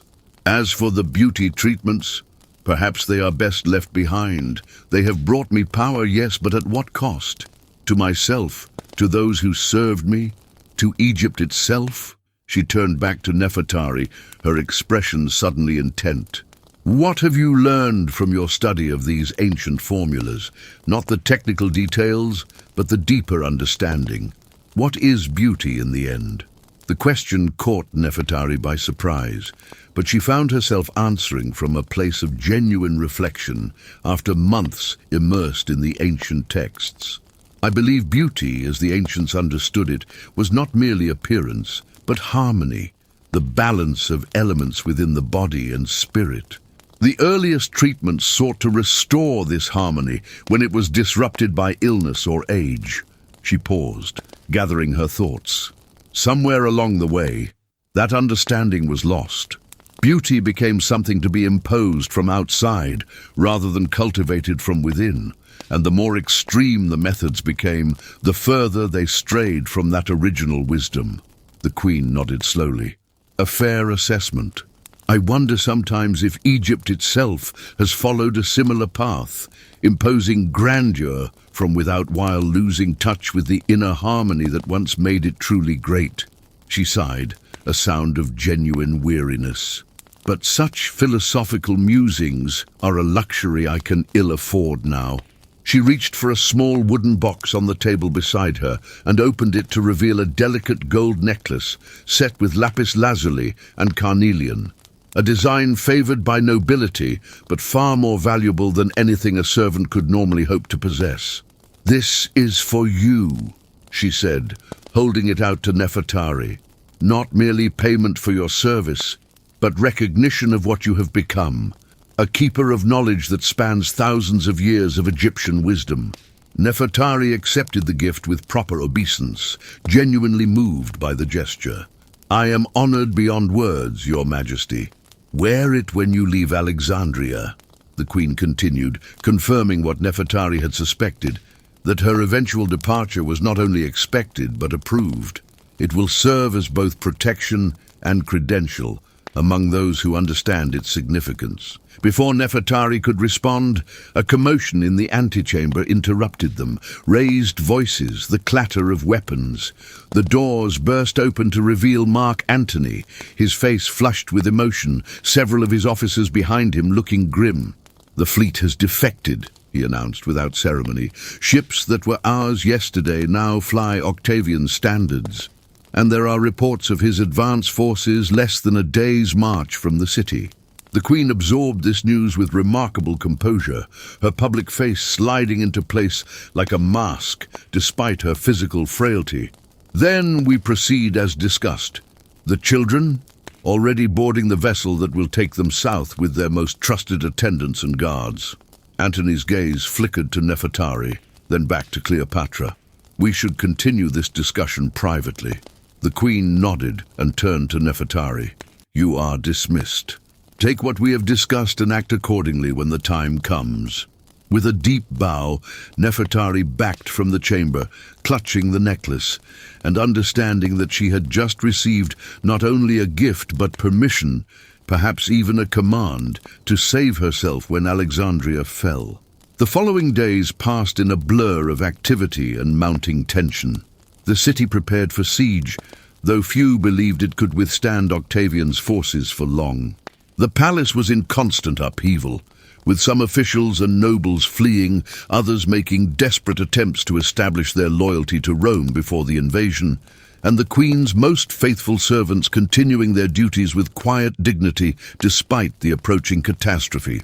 Nefertari divided her time between her regular service to the Queen, now focused primarily on helping her maintain a public appearance of health and vitality through increasingly elaborate cosmetic applications and discreet preparations for her own departure. Following Amenhotep's advice, she packed a small bundle of essential items, including a copy of the most valuable medical and cosmetic formulas transcribed onto smaller, more portable papyri. The end, when it came, was both swifter and more anticlimactic than many had expected. Octavian's forces entered Alexandria with minimal resistance, many of the city's defenders having abandoned their posts or switched allegiance at the last moment. Mark Antony, receiving false reports that Cleopatra had already taken her life, fell on his sword in despair. The queen, upon learning of his death, retreated to her mausoleum with her most trusted handmaidens and locked herself inside, refusing to surrender to the Roman conqueror. In the chaos that followed, as Roman soldiers secured the palace and began cataloguing its treasures as spoils of war, Nefertari found Amenhotep in the physician's quarters, hastily gathering medical supplies. "It's time," he said simply. "The queen is in her mausoleum. Octavian has promised to treat her with respect, but no one believes he will allow her to live once she has been displayed in his triumph in Rome." "She will not let herself be taken alive," Nefertari agreed, thinking of the poison she knew the queen had secured for this eventuality. "Then we have no further duty here." Amenhotep shouldered his pack of medical supplies. "I have secured passage on a merchant vessel leaving for Upper Egypt within the hour. Will you come?" Nefertari hesitated, her hand going to the gold necklace now hidden beneath her simple servant's garment. "Yes," she decided, "but there is one thing I must do first." While Amenhotep went ahead to the harbor, Nefertari made her way to the cosmetic laboratory one last time. Most of the palace staff had fled or been detained by the Roman soldiers, leaving the corridors eerily empty. In the laboratory, she quickly gathered certain rare ingredients and formula scrolls that had not been included in her official compilation, not because she intended to use the more dangerous preparations herself, but because she could not bear to see this ancient knowledge fall into Roman hands to be misunderstood or misused. As she worked, she heard heavy footsteps in the corridor outside, the measured tread of Roman soldiers conducting a systematic search of the palace. Making a split-second decision, she grabbed a clay oil lamp from a nearby table and smashed it against the wall, its contents splashing across the shelves of papyrus scrolls and wooden storage boxes. The flame caught immediately, spreading rapidly through the dry papyrus and herb-filled containers. Nefertari watched just long enough to ensure the fire was well established, then slipped out through a servant's entrance, a small bundle of the most valuable scrolls and ingredients secured inside her garment. By the time she reached the harbor, thick black smoke was rising from the palace complex. The Roman soldiers were focused on controlling the fire and continuing their search for the queen's legendary treasures, paying little attention to a plainly dressed servant making her way to the commercial docks. Amenhotep was waiting anxiously aboard a weathered trading vessel, relief washing over his face as he spotted her approaching. "I feared you had changed your mind," he said as she climbed aboard. "No," Nefertari replied, glancing back at the column of smoke now visible across the city, "but I could not leave everything behind for the Romans to plunder." He followed her gaze, understanding dawning in his eyes. "The laboratory?" She nodded. "Some knowledge is too dangerous in the wrong hands. The Queen understood that. It's why she wanted the compilation, to preserve what was valuable while allowing her to control how it was shared." As the ship cast off, pulling away from the dock and turning south toward Upper Egypt and whatever future awaited them there, Nefertari felt a complex mixture of emotions. Grief for the queen she had served, whose fate was now all but sealed. Regret for the ancient knowledge that had been lost in the fire she had set, but also a sense of purpose in carrying forward the wisdom she had managed to preserve. The gold necklace felt warm against her skin, a reminder of the queen's final gift and the responsibility that came with it. She was no longer merely Nefertari, the servant girl, but a keeper of secrets that had shaped one of history's most legendary beauties. Secrets that, used wisely, might still offer healing and harmony rather than the toxic pursuit of impossible perfection that had ultimately contributed to Cleopatra's downfall. "What will you do now?" Amenhotep asked, as Alexandria receded behind them, the great lighthouse still visible in the distance. Nefertari considered the question, her hand resting on the hidden scroll she had salvaged. "Learn," she said finally. "Continue to study. Separate the valuable knowledge from the dangerous. And perhaps, in time, teach others what beauty truly meant to the ancient Egyptians before it became corrupted by politics and power." "A worthy ambition," he agreed, "and one the Queen herself might approve of, I think." As the ship sailed on, carrying them away from the dying days of Ptolemaic Egypt and into an uncertain future, Nefertari thought of Cleopatra, not as the legendary beauty or cunning ruler portrayed in Roman propaganda, but as the woman she had glimpsed in private moments, brilliant, determined, trapped by circumstances, yet fighting until the end to maintain control over her destiny. The Queen's beauty rituals, from the simplest creams to the most extreme blood ceremonies, had been tools in that struggle, means to an end rather than ends in themselves. The true secrets of Egyptian beauty, Nefertari now understood, lay not in the exotic ingredients or elaborate applications, but in the philosophy that had originally informed them.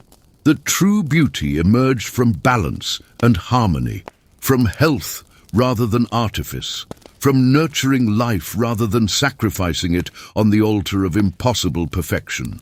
That was the knowledge worth preserving, the legacy she would carry forward long after the Queen herself had passed into history and legend. And perhaps someday, when the world was ready to understand it properly, she would share what she had learned about the dark secrets behind the ancient Egyptian beauty rituals, both their power and their terrible price. As the ship sailed south along the Nile, away from Alexandria and the tumult of its fall, Nefertari found herself in a strange liminal state, physically distanced from the events unfolding in the capital, but mentally and emotionally still bound to them. Each night she would stand at the ship's rail, looking northward, as if she might somehow discern the Queen's fate across the miles of darkness. News travelled slowly along the river, carried by other vessels making their way upstream or downstream. 5 days into their journey, they encountered a small trading boat whose captain confirmed what Nefertari had already suspected.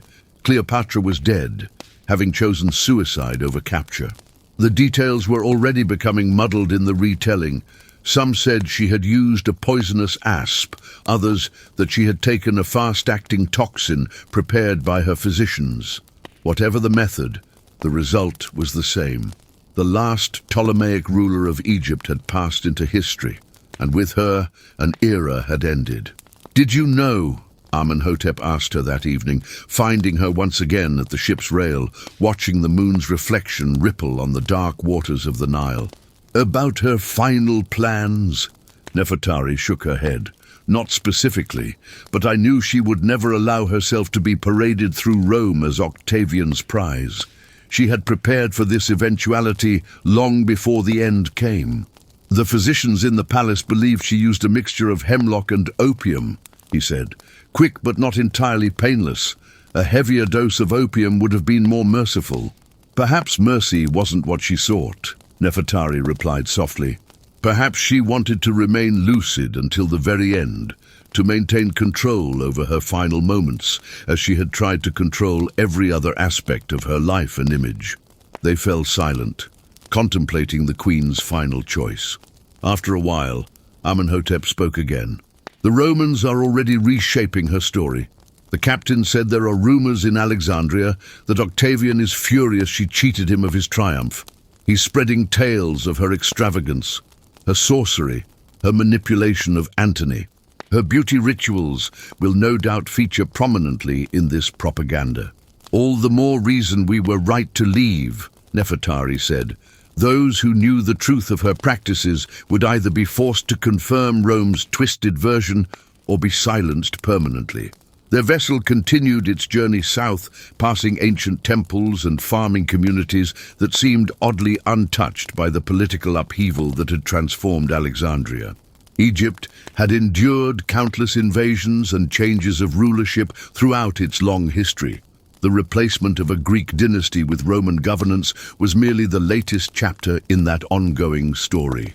2 weeks after leaving Alexandria, they reached their destination, a small settlement near the temple complex at Philae, far enough from the centers of power to offer relative safety while still providing access to the accumulated knowledge preserved in the temple libraries.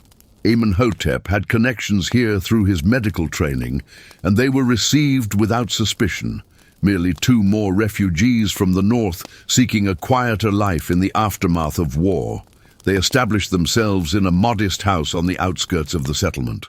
Amenhotep found work as a physician, his skills much needed in an area with few trained medical practitioners. Nefertari, after careful consideration of her options, set herself up as a maker of cosmetics and healing ointments, using the safer formulas from her compilation and her knowledge of skin treatments to create preparations tailored to individual needs. She was careful at first, offering only the most basic and conventional treatments: cleansing oils, moisturizing balms, simple remedies for common skin ailments.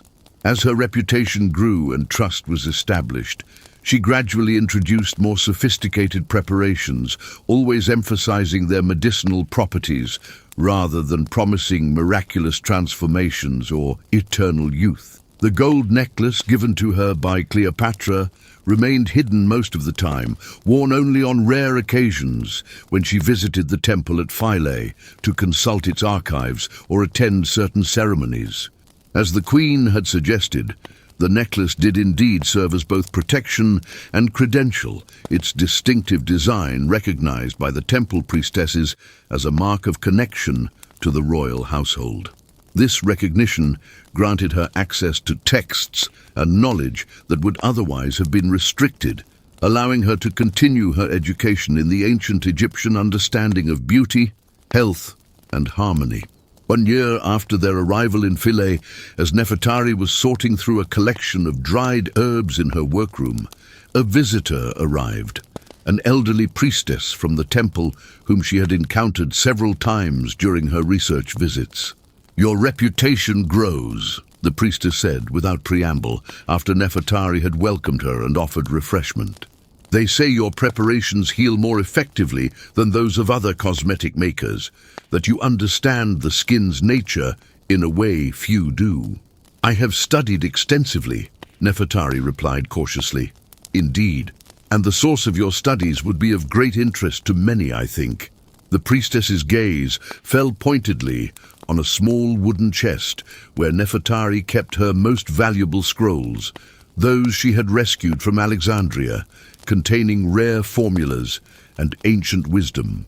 "My knowledge comes from various sources," Nefertari said, neither confirming nor denying the implied question.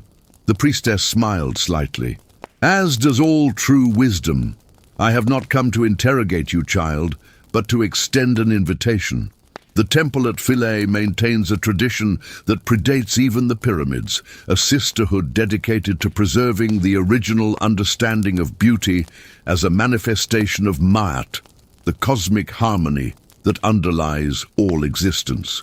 "No, I've read references to such a sisterhood in some of the ancient texts," Nefertari acknowledged, her interest piqued despite her caution. "More than references, I think," the priestess observed shrewdly.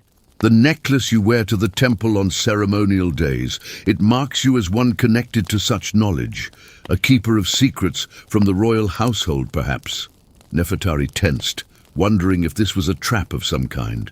The Romans had established control throughout Egypt now, and while they generally allowed local customs and religions to continue, they were known to be suspicious of anything connected to Cleopatra's reign. The priestess seemed to sense her concern. "You need not fear me or the sisterhood. We have preserved our traditions through countless changes of rule, Persian, Greek, and now Roman. We exist outside the realm of politics, concerned only with the continuation of knowledge that would otherwise be lost. She leaned forward slightly. Knowledge, such as that which you carry, perhaps? Formulas and understandings from the Royal Cosmetic Archives? After a moment's hesitation, Nefertari made a decision. She went to the wooden chest, unlocked it with a small key she wore on a cord around her neck, and removed one of the scrolls she had salvaged from Alexandria. It contained not the more dangerous beauty formulas, but a philosophical treatise on the concept of beauty in ancient Egyptian thought, tracing how the understanding had evolved, and in some ways, devolved, over the centuries. The priestess accepted the scroll with reverent hands, unrolling it partially and scanning its contents with evident recognition. "Yes," she murmured, "this is from the original tradition. The royal household maintained certain texts that were lost elsewhere." She looked up at Nefertari with new respect. "You were more than a simple handmaiden, I think." "I served the queen," Nefertari said simply. "She tasked me with preserving this knowledge before the end." The priestess nodded, rolling the scroll carefully and returning it. "Then you have a greater role to play than creating beauty preparations for the women of Philae. The Sisterhood would welcome you as a contributor to our archives, and in return we could offer protection, resources, and access to knowledge that even the royal household may not have possessed." It was a generous offer, and one that resonated with Nefertari's growing sense of purpose. In the year since leaving Alexandria, she had come to see her role not merely as a preserver of formulas, but as a guardian of a philosophical tradition that had been increasingly lost in the pursuit of political power and superficial beauty. "I would be honored," she said, "though I have one condition. A friend who traveled with me from Alexandria, a physician named Amenhotep. His knowledge complements mine, particularly regarding the medicinal aspects of the formulas. I would want him included in any sharing of information." The priestess considered this, unusual but not unprecedented. The earliest healing traditions did not separate male and female practitioners as rigidly as later custom dictated. If his knowledge is valuable and his discretion assured, he would be welcome to contribute to our archives, though certain rituals and ceremonies would remain closed to him. And so began a new chapter in Nefertari's journey. While maintaining her public role as a maker of cosmetics and healing preparations, she began visiting the temple regularly, not just as a supplicant seeking knowledge, but as a contributor, bringing valuable additions to its archives. With the priestess's guidance, she worked to integrate the royal formulas she had preserved with the temple's own ancient tradition, creating a more complete record of Egyptian beauty and healing practices than had existed for centuries. Amenhotep II found his role expanding beyond that of a local physician. His medical expertise proved invaluable in analyzing the physiological effects of various beauty treatments, distinguishing between those that offered genuine benefits and those whose risks outweighed any temporary advantages. Together, they began developing new formulations that combined the best elements of both traditions, the sophisticated ingredients and preparations of the royal archives with the holistic, harmony-centered approach of the temple teachings. 3 years after the fall of Alexandria, their work had progressed to the point where Nefertari was invited to participate in a rare ceremony, the initiation of new members into the inner circle of the sisterhood. The ritual took place deep within the temple complex, in a chamber ordinarily closed to all but fully initiated priestesses. The room was circular, its walls painted with images of the goddess Hathor in her various manifestations, as the celestial cow, as the lady of beauty and music, as the fierce lioness who protects what she loves. 7 oil lamps provided the only illumination, their flames reflecting in a central pool of still water that served as both mirror and symbol of the Nile's life-giving properties. Around this pool stood 12 priestesses of various ages, from a girl barely into womanhood to the elderly priestess who had first extended the invitation to Nefertari. All wore simple white linen garments and carried implements representing different aspects of beauty and healing: a mirror, a cosmetic palette, a box of medical instruments, a basket of herbs, a jar of sacred water, a pot of earth, and a container of burning incense. Nefertari, dressed in a ritual garment provided for the occasion and wearing the gold necklace that had been Cleopatra's final gift, was led to the edge of the pool. There the elderly priestess addressed her and two other initiates. Since the earliest days of our land, before the first stone was laid for the first pyramid, there has existed an understanding that true beauty emerges from harmony. Harmony within the body, harmony between body and spirit, harmony between human existence and the cosmic order of Ma'at. This understanding has been preserved by our sisterhood through times of greatness and times of decline, through foreign invasion and internal strife. She gestured to the pool, its surface now perfectly still, reflecting the faces of those gathered around it. "Look upon yourselves and each other. What do you see?" Nefertari gazed at her reflection, aware of the other women doing the same. In the wavering light of the oil lamps, their faces seemed to shift subtly, individual features blending and separating, creating an impression of both uniqueness and interconnection. "I see myself," she answered slowly, "but also something beyond myself, a continuity that extends backward to those who came before and forward to those who will follow." The elderly priestess nodded approvingly. "The first wisdom of our tradition. Beauty is not an individual possession, but a manifestation of our connection to all that is. The second wisdom: beauty fades, as all physical things must, but harmony endures through cycles of renewal." She dipped her hand into the pool, disturbing the reflections with ripples that spread in concentric circles. When the surface is disturbed, the reflection distorts. So it is with the human body and spirit. Illness, injury, emotional turmoil all create disharmony that manifests as what we perceive to be a loss of beauty. Our art is not to impose artificial beauty from without, but to restore the inner harmony that allows true beauty to emerge naturally. The ceremony continued with each initiate receiving instruction and symbolic tools representing different aspects of the tradition. When it was Nefertari's turn, she was surprised to be presented not with cosmetic implements, but with a blank papyrus scroll, a reed pen, and a pot of ink. "Your gift to our sisterhood has been knowledge preserved that would otherwise have been lost," the elderly priestess explained. "Your continuing contribution will be to record and integrate these traditions, to create a unified understanding that honors both the royal cosmetic archives and our own ancient wisdom." As dawn approached, the ceremony reached its conclusion with a ritual cleansing in the sacred pool, symbolizing the washing away of artificial beauty concepts and the embrace of natural harmony.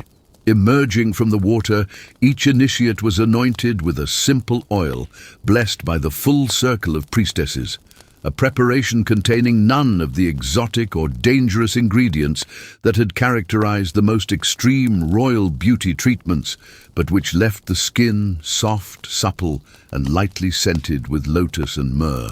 In the years that followed, Nefertari dedicated herself to the task she had been assigned. Working closely with both the temple priestesses and Amenhotep, she created a comprehensive record of Egyptian beauty and healing practices, emphasizing their original purpose of promoting harmony and well-being rather than achieving artificial standards or preserving youth at any cost. The most dangerous formulas from the royal archives, those involving toxic ingredients or extreme methods like the blood ritual, were not included in this public compilation, but were preserved separately with strict warnings and limitations on their use. Nefertari had seen firsthand the devastation such practices could cause, not only to those who used them, but to those around them, and she was determined that this knowledge would never again be misused as it had been in Cleopatra's court. As Roman rule solidified throughout Egypt, bringing both stability and cultural change, Nefertari observed how beauty practices began to reflect this new influence. Roman women visiting Egypt were eager to learn Egyptian beauty secrets, but they approached them from a perspective that emphasized practicality and results rather than spiritual harmony. They wanted preparations that would lighten their skin, darken their eyes, redden their lips, and smooth away wrinkles, all without the elaborate rituals or philosophical underpinnings that had characterized traditional Egyptian approaches. Recognizing the opportunity to preserve at least the safer aspects of Egyptian beauty wisdom by adapting them to Roman sensibilities, Nefertari developed a line of preparations that bridged the two traditions.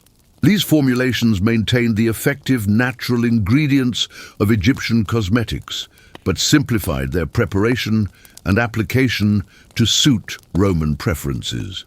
Through this cultural exchange, elements of ancient Egyptian beauty practices would survive long after the temples fell silent and the hieroglyphs could no longer be read. 10 years after the fall of Alexandria, as Nefertari approached her 30th year, she received an unexpected visitor at her workshop, a Roman noblewoman named Livia, who had traveled to Egypt in the entourage of a high-ranking official. Unlike many Roman women who sought Egyptian beauty secrets out of simple vanity, Livia impressed Nefertari with her genuine interest in the philosophical underpinnings of the tradition. "I have heard that your preparations are different," Livia explained during their first meeting, "that you emphasize balance and health rather than promising miraculous transformations." "That is the true essence of Egyptian beauty wisdom," Nefertari confirmed, "though it has often been obscured by more sensational practices." "Such as those attributed to Cleopatra?" Livia asked, watching Nefertari's reaction carefully. Years of practice had given Nefertari control over her expressions, and she revealed nothing of her personal connection to the dead queen. "Many stories circulate about the queen's beauty rituals," she said neutrally. "Some based in truth, others exaggerated or entirely fabricated for political purposes. Indeed, in Rome, they say she bathed in ass's milk, dissolved priceless pearls in vinegar to drink, and even used blood from virgin maidens to maintain her youth." Livia's tone made it clear she was skeptical of at least some of these claims. "Milk baths do provide certain benefits to the skin," Nefertari acknowledged. "As for the rest, perhaps the truth lies somewhere between complete dismissal and complete belief." Their conversation continued, gradually moving from specific beauty practices to the broader philosophical tradition that Nefertari had worked to preserve. To her surprise, Livia proved to be not only interested but insightful, drawing connections between Egyptian concepts of harmony and certain Stoic principles that had gained popularity in Rome. "Would it be possible," Livia asked as their meeting drew to a close, "for me to commission a personal compilation of your wisdom, not merely recipes for cosmetics, but an explanation of the principles behind them? I believe there would be great interest in such knowledge in Rome, particularly among women who seek more than superficial beauty." The request gave Nefertari pause. On one hand, it represented an unprecedented opportunity to ensure that the true essence of Egyptian beauty wisdom would survive and spread beyond Egypt's borders.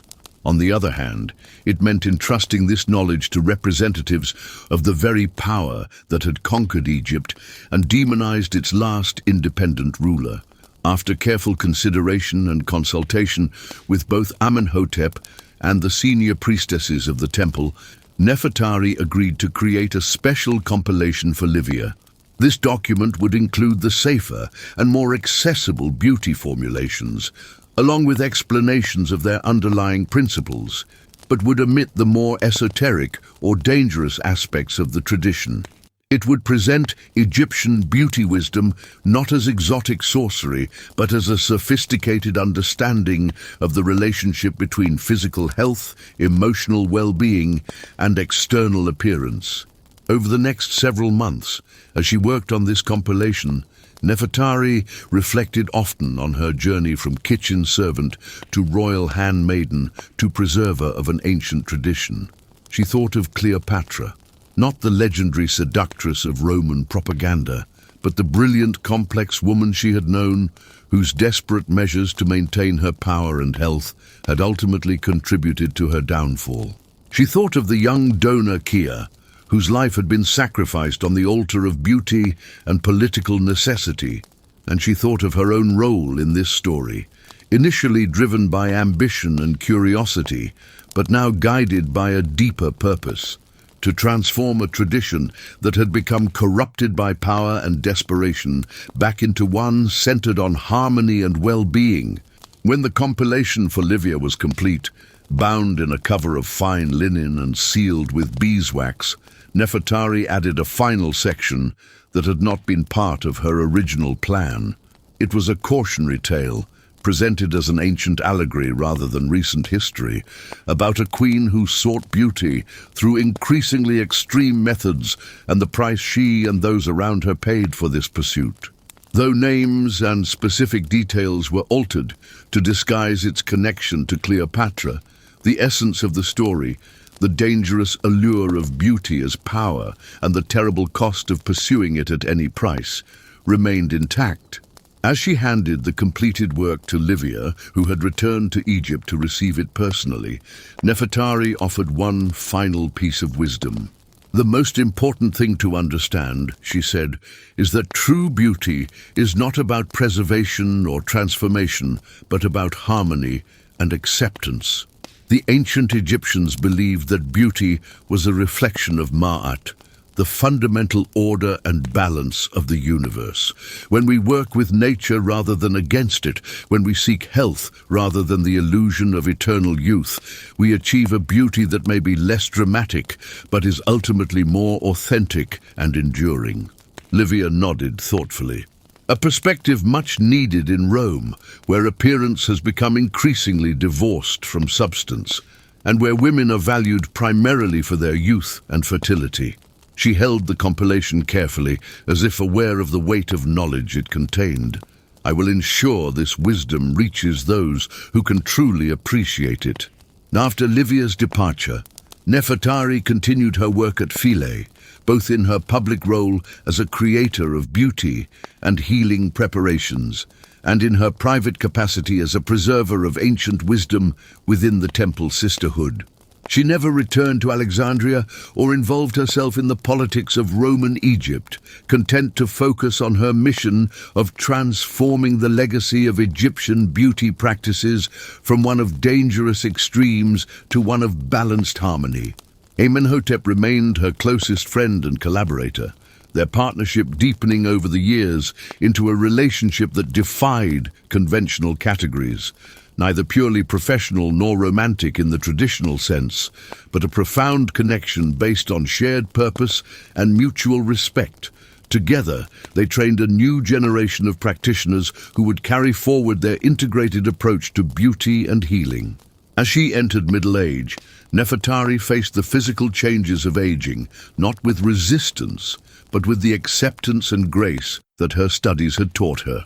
Unlike the court ladies she had once served, who fought desperately against every line and grey hair, she embraced these changes as natural manifestations of life cycles, focusing on maintaining health and harmony rather than the appearance of youth. The gold necklace given to her by Cleopatra remained her most treasured possession, worn now only on the most significant ceremonial occasions within the temple. It served as a tangible reminder of her journey and the queen, whose desperate beauty practices had ultimately led Nefertari to a deeper understanding of what beauty truly meant. The knowledge preserved in the temple archives at Philae would survive for centuries, influencing beauty and healing practices throughout the Mediterranean world and beyond. Aspects of it would be adopted by Roman, Byzantine, and eventually Arab cultures, transformed and adapted, but maintaining core elements of the original wisdom. The most dangerous formulas and rituals, including the blood ceremony that had so drastically marked Cleopatra's final years, were never again practiced as they had been in the royal court, preserved in sealed archives as cautionary examples rather than active traditions. And so, through Nefertari's efforts and those of the sisterhood she joined, the dark secrets of ancient Egyptian beauty rituals were transformed from tools of power and desperation into a legacy of wisdom about the true nature of beauty. Not as something to be imposed through increasingly extreme measures, but as a natural manifestation of health, harmony, and the acceptance of life's natural cycles. The last queen of Egypt would be remembered by history primarily through the lens of Roman propaganda, as the exotic seductress who enchanted Antony through beauty and sorcery. But the true essence of Egyptian beauty wisdom would survive, preserved by those who understood that the most compelling beauty emerges not from desperate measures, but from the courage to embrace life in all its natural phases, to seek harmony rather than artificial perfection, and to recognize that true beauty is never merely skin-deep, but a reflection of the balance between body, mind, and spirit that the ancient Egyptians called Ma'at. In her final years, as she trained younger women to continue the tradition she had helped preserve and transform, Nefertari would often share a simple truth she had learned through her extraordinary journey. Beauty that demands the sacrifice of health, harmony, or the well-being of others is no beauty at all, but merely an illusion that, like all illusions, eventually fades. True beauty emerges from within, nourished by balance and acceptance, and unlike the fleeting allure that comes from desperate measures, it endures long after youth has passed, reflecting not the fear of aging, but the wisdom that comes from embracing life's natural cycles. This, ultimately, was the lesson hidden within the dark secrets of ancient Egyptian beauty rituals, a lesson learned through tragedy and transformation, preserved by those who understood that the most profound beauty is never achieved through extremes, but through the courage to embrace life as it is, in all its imperfect perfection.